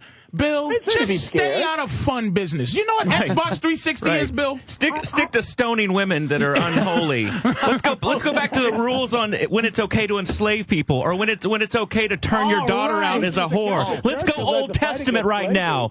If you want to talk about offensive, this is a white guy talking now. By the way, I'm not black at all. He looks like Jesus. I'm from Oklahoma. Yeah, actually, he looks like Jesus. This shitty shirt that proves he's white. I bought this in Oklahoma. It's all Teeners. And Bill, Western Outfitters. Wait, and just so Bill knows, Laszlo will be going to hell with what he does with his life. Oh my God! Yeah, so there's a guarantee there. Stuff. I'm with you, sir. What is HBO saying about what you're saying, Bill? Same you thing. get what I'm saying, right? Yeah, you think you're going to get an apology or any reaction to this by HBO or Larry David? No. Listen, Bill Maher has been defending Catholics for years. There's something pathological about that man. He's totally irrational. Yeah, I don't like if Bill Maher. HBO puts up with him, then I just joked on TV here about 2 years ago that I'd like to meet up with him in Madison Square Garden, put the Everlast on, and I beat the hell out of that punk. He goes on Larry King in a serious vein and says, Bill Donahue of the Catholic League threatened me with violence. What up? Yeah, because you know what he did? You know what he did, though, Bill? He gotta like Bill Donahue for that. He took you literally. Oh, he took you He literally? took you literal, Bill. But when you was joking, you were joking around figuratively. He should have known it, shouldn't he have, Bill? He should have known you were joking, Mr. Serious. Lordy. Oh my goodness! Lordy. You're threatening life there. Jesus Christ, there. He had to figure. He had to know you were joking, didn't he, Imus Bill? was joking, too, and look what happened to him. Yeah, Right, Yeah, he got we weren't happy railroaded. about that one, Bill. Right? Yeah, we weren't you happy can't about even go that there. one. Hey, we Your were argument joking. collapses. Yeah, but Bill, you don't know me, but do you know I was the first one to defend him? Who? Bill Don Imus. Yeah, Patrice fucked up his Patrice TV career because he went on and defended Imus, and he hasn't been back since. I defended Imus. And he was great. He was great on TV. He did a lot of TV before that. Right is right, and what you're doing is wrong. I didn't Because it's ask for anybody to be selfish. fired. It's selfish. Huh? Al Sharpton went for the jugular. And even after the man apologized, he still want to get him fired. I didn't ask for anything like that. Then what's your end game as far as this Larry David thing goes? What would you like to see happen? Look, I've never asked for the government to come in and resolve these problems for me. All I'm simply saying is this. I run an anti-defamation organization, and just like you have the ADL and NAACP and GLAAD and NOW and all these other different groups, when you see something that you think crosses the line, you're expected to draw public opinion to try and persuade them to your side. Some All people not agree, funny some groups, people by the don't way. agree. None of them are funny. That's true. Like, why don't you stay and listen? This is the deal I make. Why don't you just stay in the realm where if somebody goes seriously, I will piss on Jesus's face. Stick to those people who seriously want to do that. We had that. Wait a minute. We had that last year when a professor from the University of Minnesota intentionally took a consecrated host and drove a rusty nail through it to say, listen, I don't give a damn about the body and blood of Jesus Christ. I'm an atheist. His name is P.Z. Myers. There's a lot of animals. Now, out can there you like agree? Can you agree that that Larry David was trying to be funny? Yeah, look, I don't think that because somebody offends me, therefore he's necessarily a bigot. We all tell jokes that could offend somebody. What I know a bigot is when he does it over and over and over again. I do say there's a problem at HBO. This is the first time, to be fair to you. Okay, Patrice. Larry David, do we see that he's a recidivist, a repeat offender? No, he's not Joy Behar, some pathological bitch who constantly is going after the Catholic Church. Larry David is not that way. Wow, I don't like her either. You gotta love Bill's opinions. Lord, I'm glad this is not like 1806 because he'd be riding down here on his cart. Boy, would I have no thumbs and a lot of tar and feathers on me? How bad do you want to drink with Bill Donahue to find out what really goes on in that head? Stop. I'd like to catch him doing This is something. him under control. This is just too much of a zealot, man. Stop that nonsense. Look, I mean, Larry David has obviously moved on. He doesn't care that much. He's going to move on to the next target. He's made fun of cripples and everything else on the damn show. The real problem there is HBO because Sarah Silverman went after Catholics 2 weeks earlier, and whose show did she do it on? Bill Maher's show. And where is that shown on? HBO. So there is a problem over there at HBO. Bill, let's just say it together. It's the Jews. It's always the Jews. Let me address that very. It's like Ali Frazier. Right? It's like Ali Frazier. If you look at anti-Catholicism in this country from the time of the founding up through, I'd say, roughly through the mid-20th century, anti-Catholicism basically came from one group, Protestants. I would say over the last 50 years it comes from two groups. Catholics who are alienated, 1 foot out the door, and left-wing secular Jews. Very little of it comes from Protestants. It's been a big change in the landscape. Well, I still have home blasphemy. Like this, office meetings. Hey, I like that one, home blasphemy office. Right. We got a lot of religion and a lot of racism thing happening right now. What if Larry David did the same joke, but it was, I don't know, Malcolm X or Martin Luther King, right? And then his P got on like a portrait of How about MLK. Obama?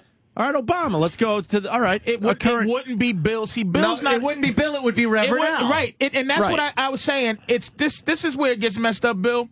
You're a man. See, people historically who are for humanity, who are just for humanity, get killed in some kind of way.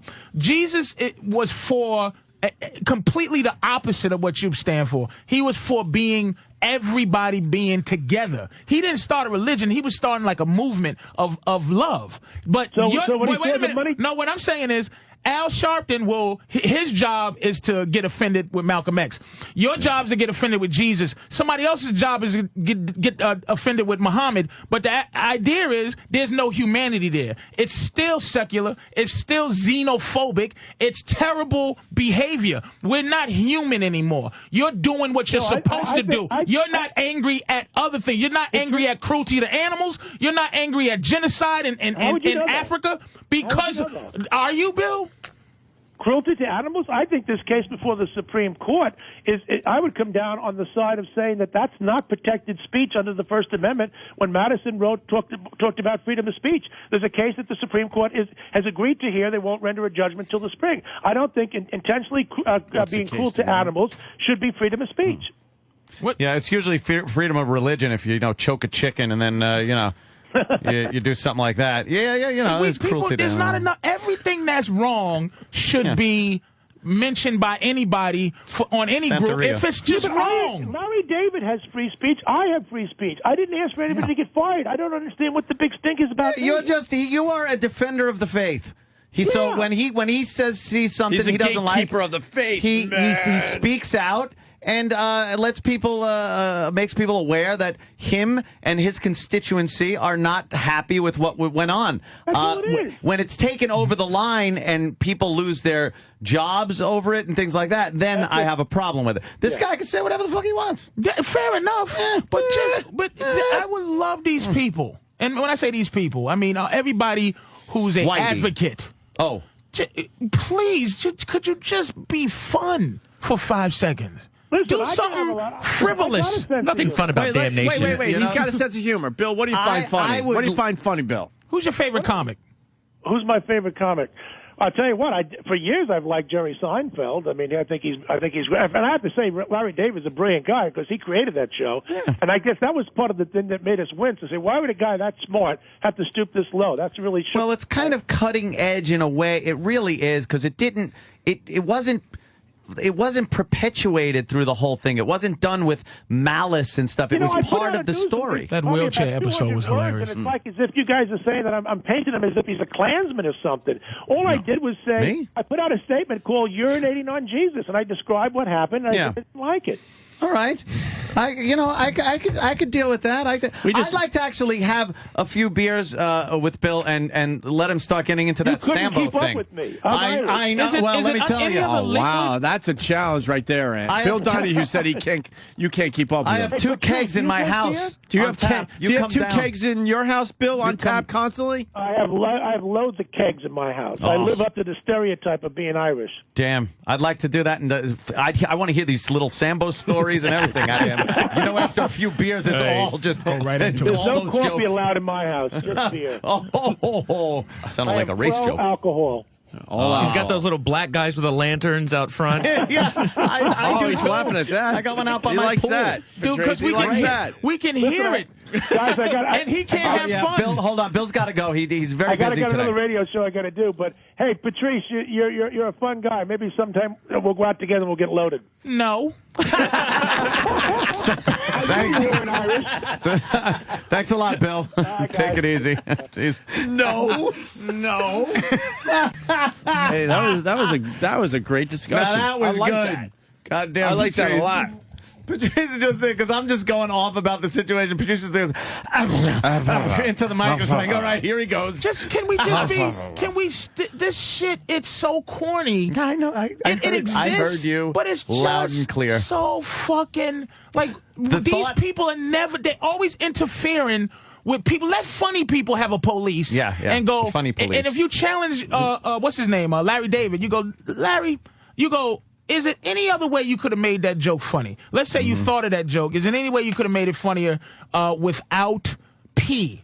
So you go, well, water. It's I not could have been fun. washing my face and splash. A mistake pee splash Yeah. on a Jesus. No, you expect it to be funnier. pee with Larry David if you know Curb Your Enthusiasm. The idea is like, holy shit, I fucked up. Like, it's the awkwardness of yes, and it's and just he acknowledged in the show he fucked up. He wasn't like purposely going out. Look what I'm going to do. That This was my fucking point Jesus too. portrait It's thing. not like it was it's an not accident. like the artist that goes So he kept out it a little safe and pisses on a crucifix and then Right. rubs crap on it and says, "This is my art." Right. You know, it's different than that. Hold on, I got to jump in for a second because Patrice, it's an ongoing theme with our show. The big problem is the people that listen to Bill Donahue, Reverend Al Sharpton, and the that's rest true. of them. That's the real problem. I don't give a shit that these guys are protecting something that they believe in. I don't care. Yeah, fuck it. But all of a sudden, then people rally around someone like Bill Donahue or Reverend Al and get people fired. That's Incited. Those are the people I have a real problem with. Yeah, People that are looking to get offended. And they fight. They fight, but look at what's happening though. It just goes into something like yesterday. I bought a couple of video games, and they want your ID now, like your ID to buy adult video games. Are you dude? Yeah, shitting me? and they boop, and it's a world of this kind of martial status. This law is overwhelming. Where this guy Bill Donahue said I. In his riff, at least 3 times. Sure. I. It gives you this godly. Listen, I always knew bullies. Look, look. Let's be honest.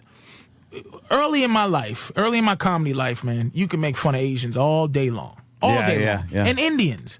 As soon as an Asian got a little power, got somebody fired. Now you think they go, okay, we're going to be a fair and just fair people. And go after things that are frivolous. Yeah, good rock. Exactly. Take that, so it's like face. you can't be fucking made fun of. And it's just shocking. Look, can you make fun of black people? Of fucking course. Can you? If I love making fun of white people, why the fuck would I say you can't make fun of black people? I know. Or Asians or anything. Yep. And it's that it gives him this power. He's on a fucking radio tour. Gotta go, everyone. Yeah, I got another radio So now show. he's just watching for someone to fuck up. Look. Because we gave him power. You know what's we, fucked the up? media, the fucking people gave guys like Bill Donahue and Reverend Al speaks up. Sharpton fucking You put 'em power. on. Let me tell you something. Bill Donahue got us fired for the Sex for Sam thing. Because he went on TV yelling and screaming about what we did, and then the people listened. The fucking people, the fucking company, the fucking suits, they listened to Bill Donahue instead of telling them, go fuck yourself. Well, these guys made an honest mistake that day. Or that wasn't funny. Like Same thing with fucking Imus with the Reverend Al thing. People listened to fucking what Reverend Al was spewing. Reverend Al technically didn't get Imus fired. It was the people that were listening to him. Imagine if people, if Funny had a police. And the Sex with Sam happened, and just the Funny police said they leaned into the TV and looked at Opie, Anthony. That just wasn't funny. Yeah, wasn't funny, and we all agree. A lot of people just took a vote. It just wasn't funny. And then you go, which by the way, try better, and you slide away. But I'm saying, which by the way, I agree with. Just it was a shocking little bit that but I'm not fucking blew saying up it in our wasn't face. funny. But let's say you tried, and we know you tried, didn't work out. As opposed to destroy life. Get you out of here, you're fired, right. What? Stay out of funny business. You know what amazes me is that Bill Donahue, the way he was talking about like Reverend Al Sharpton, they are exactly the same. They really They're are. the same They're people. exactly the same person. Absolutely. Negative. They're just if you a negative peed image. on a picture of Malcolm X or Martin Luther King or black religious figure, say Jesus, motherfucker. He wouldn't hear from him because Al Sharpton is in charge of black people's problems. Yeah. But that's where it goes away. It's like and Al Sharpton should be on board with Bill Donahue. Mm-hmm. This how you know it's racial because Al Sharpton is fucking up. He's a Baptist, which is Christian. He's a Christian. You'll never have Jesus to tell should be me. his fucking problem. You'll never too. have to tell me that it's racial with Reverend Al. But I'm saying this is where it's all horseshit because he's in charge of white things happening to Jesus, and Al's in charge of black things happening to Jesus. Like, what the fuck? How many beers before the nigger jokes come out with fucking Bill? Bill Donahue. How many beers? 2, 3? No, he's got a tolerance. How many? So he'll hold out a little bit know longer what? than that. You I bet see was coming out, and yeah. I don't think he was laughing. Dude, Oh, if we had 10 more minutes, yep. That's why he had to get off. that word would have He had to popped. get off. He's like, I'm ready. Oh my God! I think he knew he was ready. That's why he got off. Because we were told pull a Kramer. we were told we had him until 10:15, so I think he was losing control. Yeah, because he was getting ready. He said Sambo a couple of times. Patrice. What I if love somebody that one. shit on your black mama? Yeah. He started on your mama, motherfucker. And you know I'm from Boston, man. That is fucking phase 1 of white boy shit. Yeah, phase 2 is watermelon and chitlin. Exactly. That's phase 2. What if I do something to you, niglet? It's to get. Right. I'm way past that shit, motherfucker. You can't. That he was on that. I could feel him, and he would have got to that point. Yeah. What was really great is listening to him rant about religious stuff. And in the background is GTA, like this insane, violent. That was funny as shit. Anthony was losing his shit. And I'm trying to lay the whole thing. Hookers, I was trying to lay the whole thing out for the audience, and I turned my head and saw a man's head explode in a car. It was fucking and Laszlo, that's why I said you're going to hell, because you're behind these games. And he loves his job. This motherfucker. It's fantastic. Yeah, why don't we seg into what Laszlo's up to today, because we're running out of show fast now. His boy loves his job. I'm going home and fucking playing He's this. like, social commentary? Yeah. Huh? He just kept playing the game. I'm playing my $5,000 Xbox. with a fucking brick that works, motherfucker. and Patrice is bummed that there's no cheat codes anymore. What the fuck happened to cheat codes, nigga? What does that hurt anybody? There's cheat codes. Do we have cheat codes in our games, Johnny? No. You would know, Laszlo. Halo, no cheat codes for fucking Halo. I don't know. Call Microsoft. And after that's his fucking... Right. He just passes Well, the see, buck. that's the thing is, somebody's Xbox is fucked up and they're mad at me. Yeah. It's like, how am I didn't make that fucking thing. I don't work at Microsoft. You make fucking these games. Right. Why don't I have XXB squared X no more so that I can just get the best gun and have fucking fun? We have cheat codes in GTA. We have cheat codes. Yeah. I will send them to you. You can't find them online? Yeah, just Google. Not for the ones I want. Put cheat codes in there. Yeah, you can. I X want a Games, Halo Maybe cheat not the day it codes. comes out, Where's but after Halo a cheat while. codes? Where's Halo cheat Watch how codes? fast Halo cheat codes? Sam, find Halo cheat codes right now. Halo doesn't have cheat codes. He thinks Halo's a wrestling character. Yeah, Grand Theft Auto 4, you could pop up your phone and type in a number, and you get all your weapons, all that kind of stuff. And this Damn. one? And this one, too. See, You have that's them the already? shit. I got it all. Laszlo, what do we got? What do we got? Because we're running out of show for I real. am fucking playing this. Grand Theft Auto episodes from Liberty City in stores today. Two games. Fucking playing this today, right when I get home. One was Lost and Damned with Motorcycle Tale, and the other's Ballad of Gay Tony. Has a tank in it. Yeah. Ballad of Gay Tony's a little bit more the one. I'm on the radio, nigga. I can't. I see a tank in it. Yeah, he's fucking trying to You want me to write down cheat codes as he's for trying you to right promote. now? He's got a job to do Just right saying, now. write down them cheat codes. Nigga. Well, Laszlo, I'm focused with you, so we got a tank. What's up with the tank? Yeah, so Ballad of Gay Tony is a little bit more sort of lighthearted, over the top, because it's into the whole kind of goofy club scene of New York City and making fun of that. But, you know, you can base jump in the game. You saw him parachuting off the top. Yeah. There's one mission where you have to assassinate a guy on top of the Empire State Building and then base jump off. There's tanks. That's cool. And in the multiplayer, there's base jumping as well, so you see how many buildings you can this you is can Park jump Avenue, from. right? Yes, that is. So is this is actual New York City? You got Fuck yeah! Look how Liberty City accurate that is a spoof of New York City, but I don't see one. Why Puerto can't you Rican. call it New York City? Because we want it to all be a complete spoof, Right? Okay. you know, and to kind of create our own world that looks very familiar. And let's be honest, if you called it New York City, it would be like all of a sudden Bloomberg would come out and go, this game is horrible. It's showing the police, NYPD and firemen being savage and ravaged by... And speaking of Bloomberg, it's got to be said, his pep rally fucking sucked a He's dick. an asshole. We should Fuck get the him. audio of the pep rally. He was the lamest fucking Why is pep he still rally a man? guy ever. Does this city love him? Oh, And he was mad because at he us. appointed himself to a third term. Because he runs the city like a fucking business. You know what he did? He said no term limits anymore. And then when people bash him on the term limit thing, he goes, well, the people will decide when they vote. Who's if they voting? don't want me. But he pumps so much fucking money out there to get reelected. He buys the fucking election. He's a honky He Chavez. buys it. So he's able to fucking get the we term love limits thrown out. Bloomberg? Like- No. I don't Who's the know. other guy that was I don't in have for an opinion years? either way on that one. Giuliani. No, the other guy.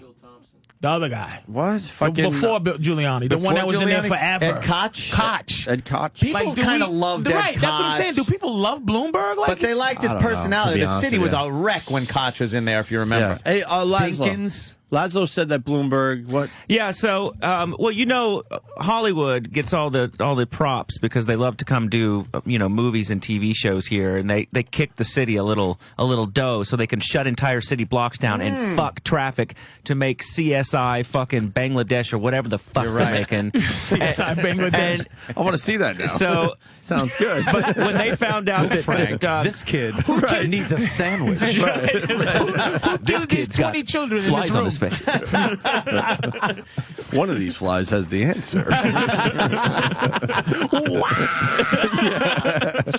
damn it, Laszlo. I want to see that with a sitar. I want to see Bangladesh playing that song on a fucking sitar. Right. But when they found out that Grand Theft Auto 4 was going to be set in a spoof New York City, they got all wound up. Yeah. Because they weren't because it's a virtual entertainment product and they aren't getting paid. Meanwhile, Rockstar hired hundreds and hundreds of actors in New York City, including the fine Patrice O'Neill, to do voices in the game. You got us for free, didn't you? Yeah, well, yeah. You guys for free. Yeah. Motherfucker. Hey, we're just happy to be there. Yeah, I know are you? me. Are you happy to be there? I will go down there. I want some fucking cold hard cash. I will do any voice for any game. Motherfucker slipped right there. You paid Patrice, did you? Dude, the guy blows up his spot a lot. Every time he's close to that sitcom, boom.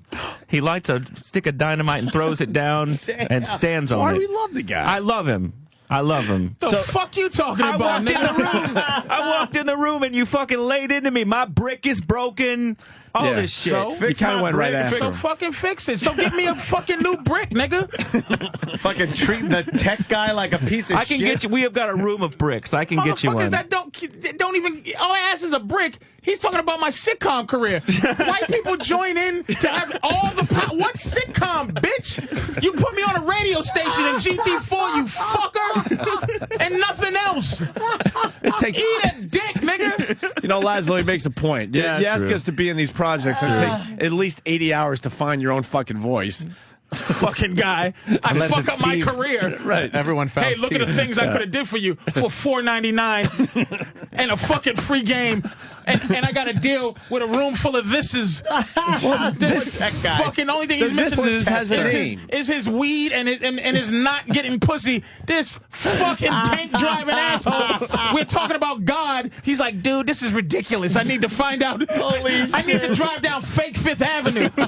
He's in Times Square now. Eat an asshole, nigga. Look how good it looks, though. Gunning down people. This fucking thing looks good. He's in the Times Square of the This game. does look great, Hey, though. could he drive to the Sirius XM building? I got a job for him. There is a. What's the difference? Let me ask you, I think you're pretty close. what's the difference between you can see? Is it just ethic? You can see the difference because I'm playing the game Wolfenstein right now. You can see the difference between the love that this has, or Batman Asylum has, or this Liberty City. You can see the detail in the fucking whatever. There's a haze in the Is it air. an ethic or is it the engine or whatever? No, they have enough money to like hire the best fucking people. Yeah, for this I mean, shit. that's what it comes down This to. engine took us 4 years to Dude, make. look at the halos around the lights in it's the pretty fucking haze. cool. That's what man. I'm saying. So it's not. Yeah. So It if looks like Wolfenstein had the early money, morning it in might New York look as- City. You know, just a before lot the of sun comes up. You know, pumping out a game in a year or two, you tend to take a lot of shortcuts. So, you know, the engine that is the Grand Theft Auto 4 engine, and then the engine that is in episodes from Liberty City.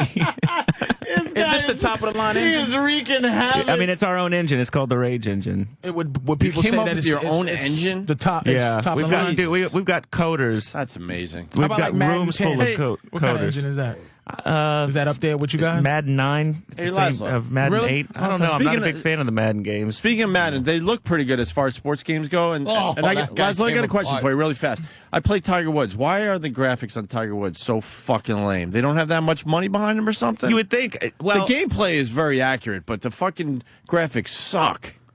see, I never understood that. What's that because- about? The way these people move, it's well done, man. Well, it's we just assign well done. physics to each person in the game. They've actually got skeletal structure, so their body will ragdoll when they hit the hit the guy ground. flew I tell you, across the next, street the when you next hit him. genius move for Rockstar is here's the game I want. I'm in the first persons and all that.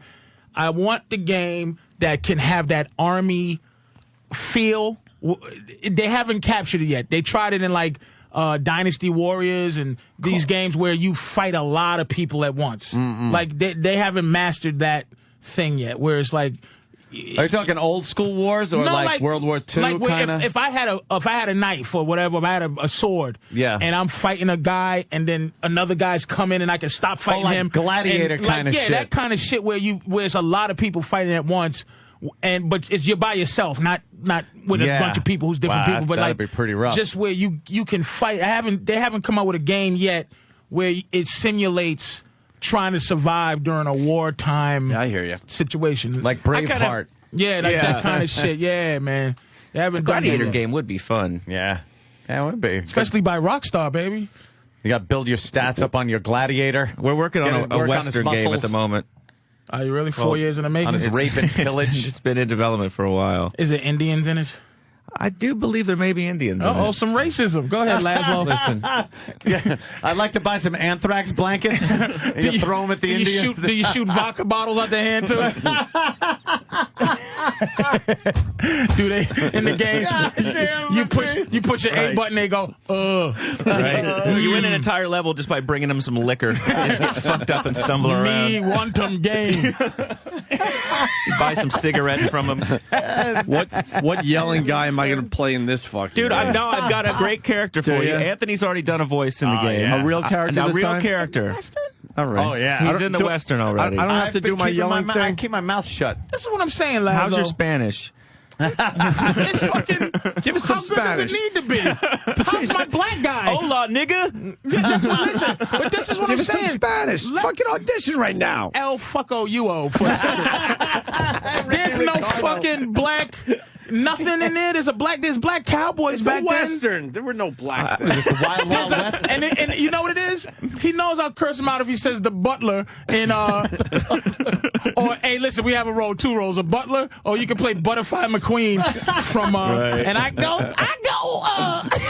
well, Lord, you could be the cook in the wagon train. Sir, like that's a fucking shame, Laszlo, man. Oh, dude, we had enough Blazing Saddles. Let's be honest. Listen, that's what it is. It's been done. I think I scared all these things when I came to visit him. He's got a name. I don't want to talk to him. The game. I scared them all down there because I was loud with Laszlo, and Laszlo had to do the loud nigger, clenched teeth. It's fucking guy. I could tell. I could tell when I was down there. Laszlo's a hunk of shit. Wow. First off, I had talent. I had talent scheduled in the studio more than just Patrice, and he calls me from downstairs. My truck's too big. None of these motherfuckers will let me park around this Soho motherfucker. But I got there on time, not like the other Negroes that they were licking their fucking taints and didn't get there till the next day. I was there. Let's be honest. Wow, you guys got a real problem. I love this. Laszlo doesn't call me for these little things. I'll do them for free. He only pays $6.99, and I don't mean $699. $6.99. I found Patrice in the cutout bin. You know, but I came up there, and it was just a lot of people who don't get it. They're very hard at work every time I've been there. No, they're not. They're too busy to say hi. No, they're not. We're not socializing when we go there. I go in there and walking through. I'm like, We this is talk a great. little, Talking to we the do our people. thing, we and get they like out. this.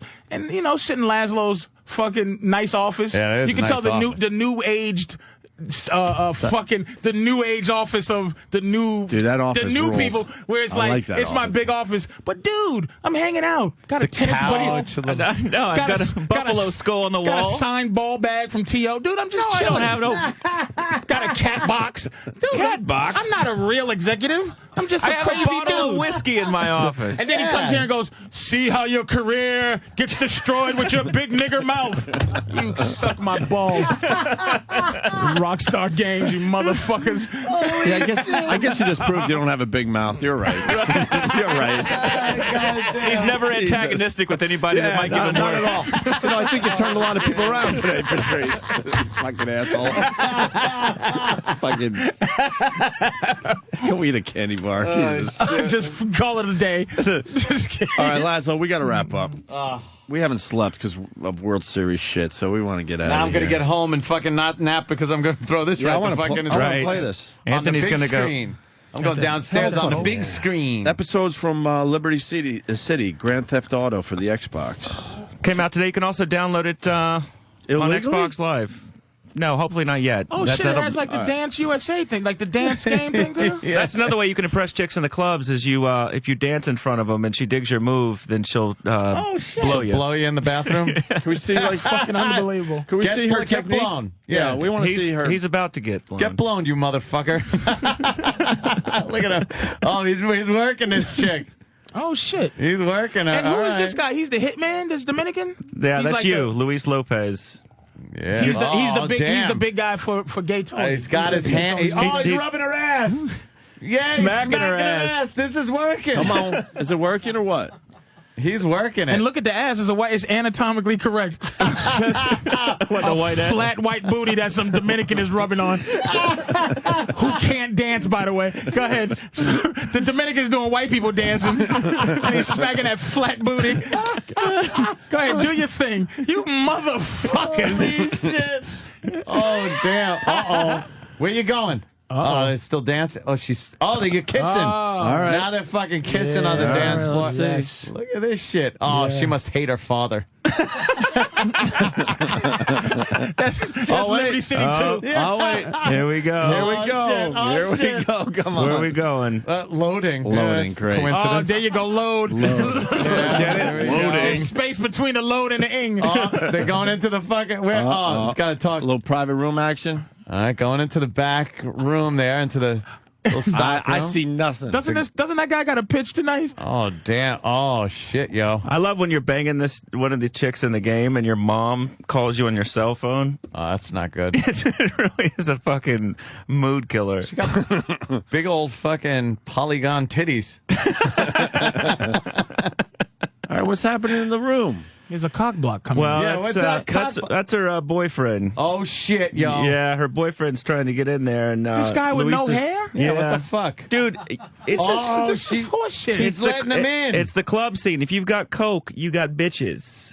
Oh, fuck. There's going to be hell to pay when this guy sees. Yeah. Oh, so wait, so his ball head was strategic. Getting blown. Getting blown. Oh, fuck, he's getting blown. On her knees.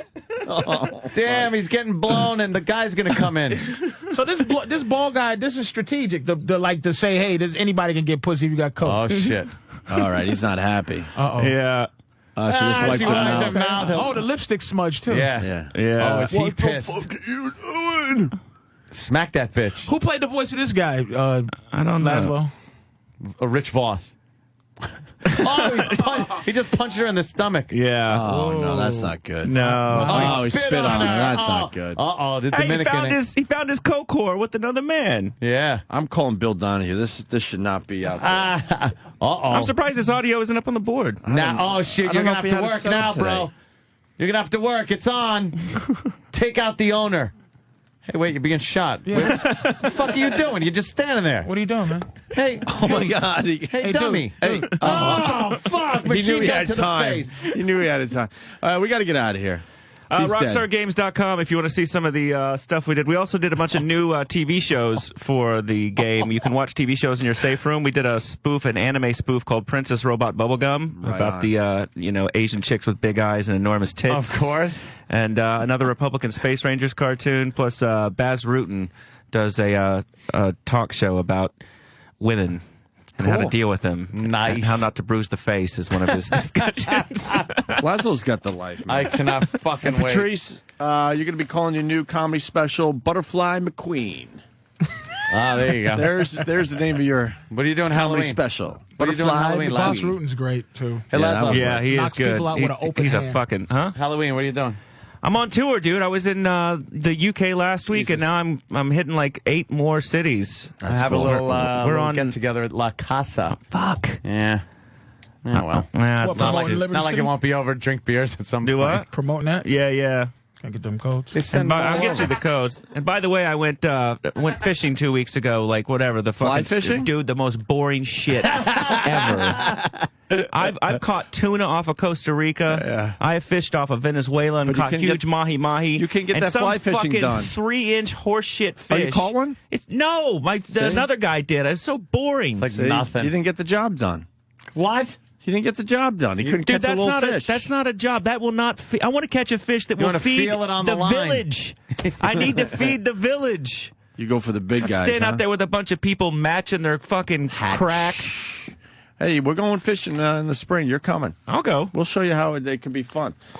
Cheat codes. Patrice, Big Mama Prods on Twitter. Anthony's Halloween party. Laszlo touring the country. You guys ain't doing nothing at Hard Rock or something? Fuck that noise. You see what happened last year? Yeah. With the planning It that still place. hurts.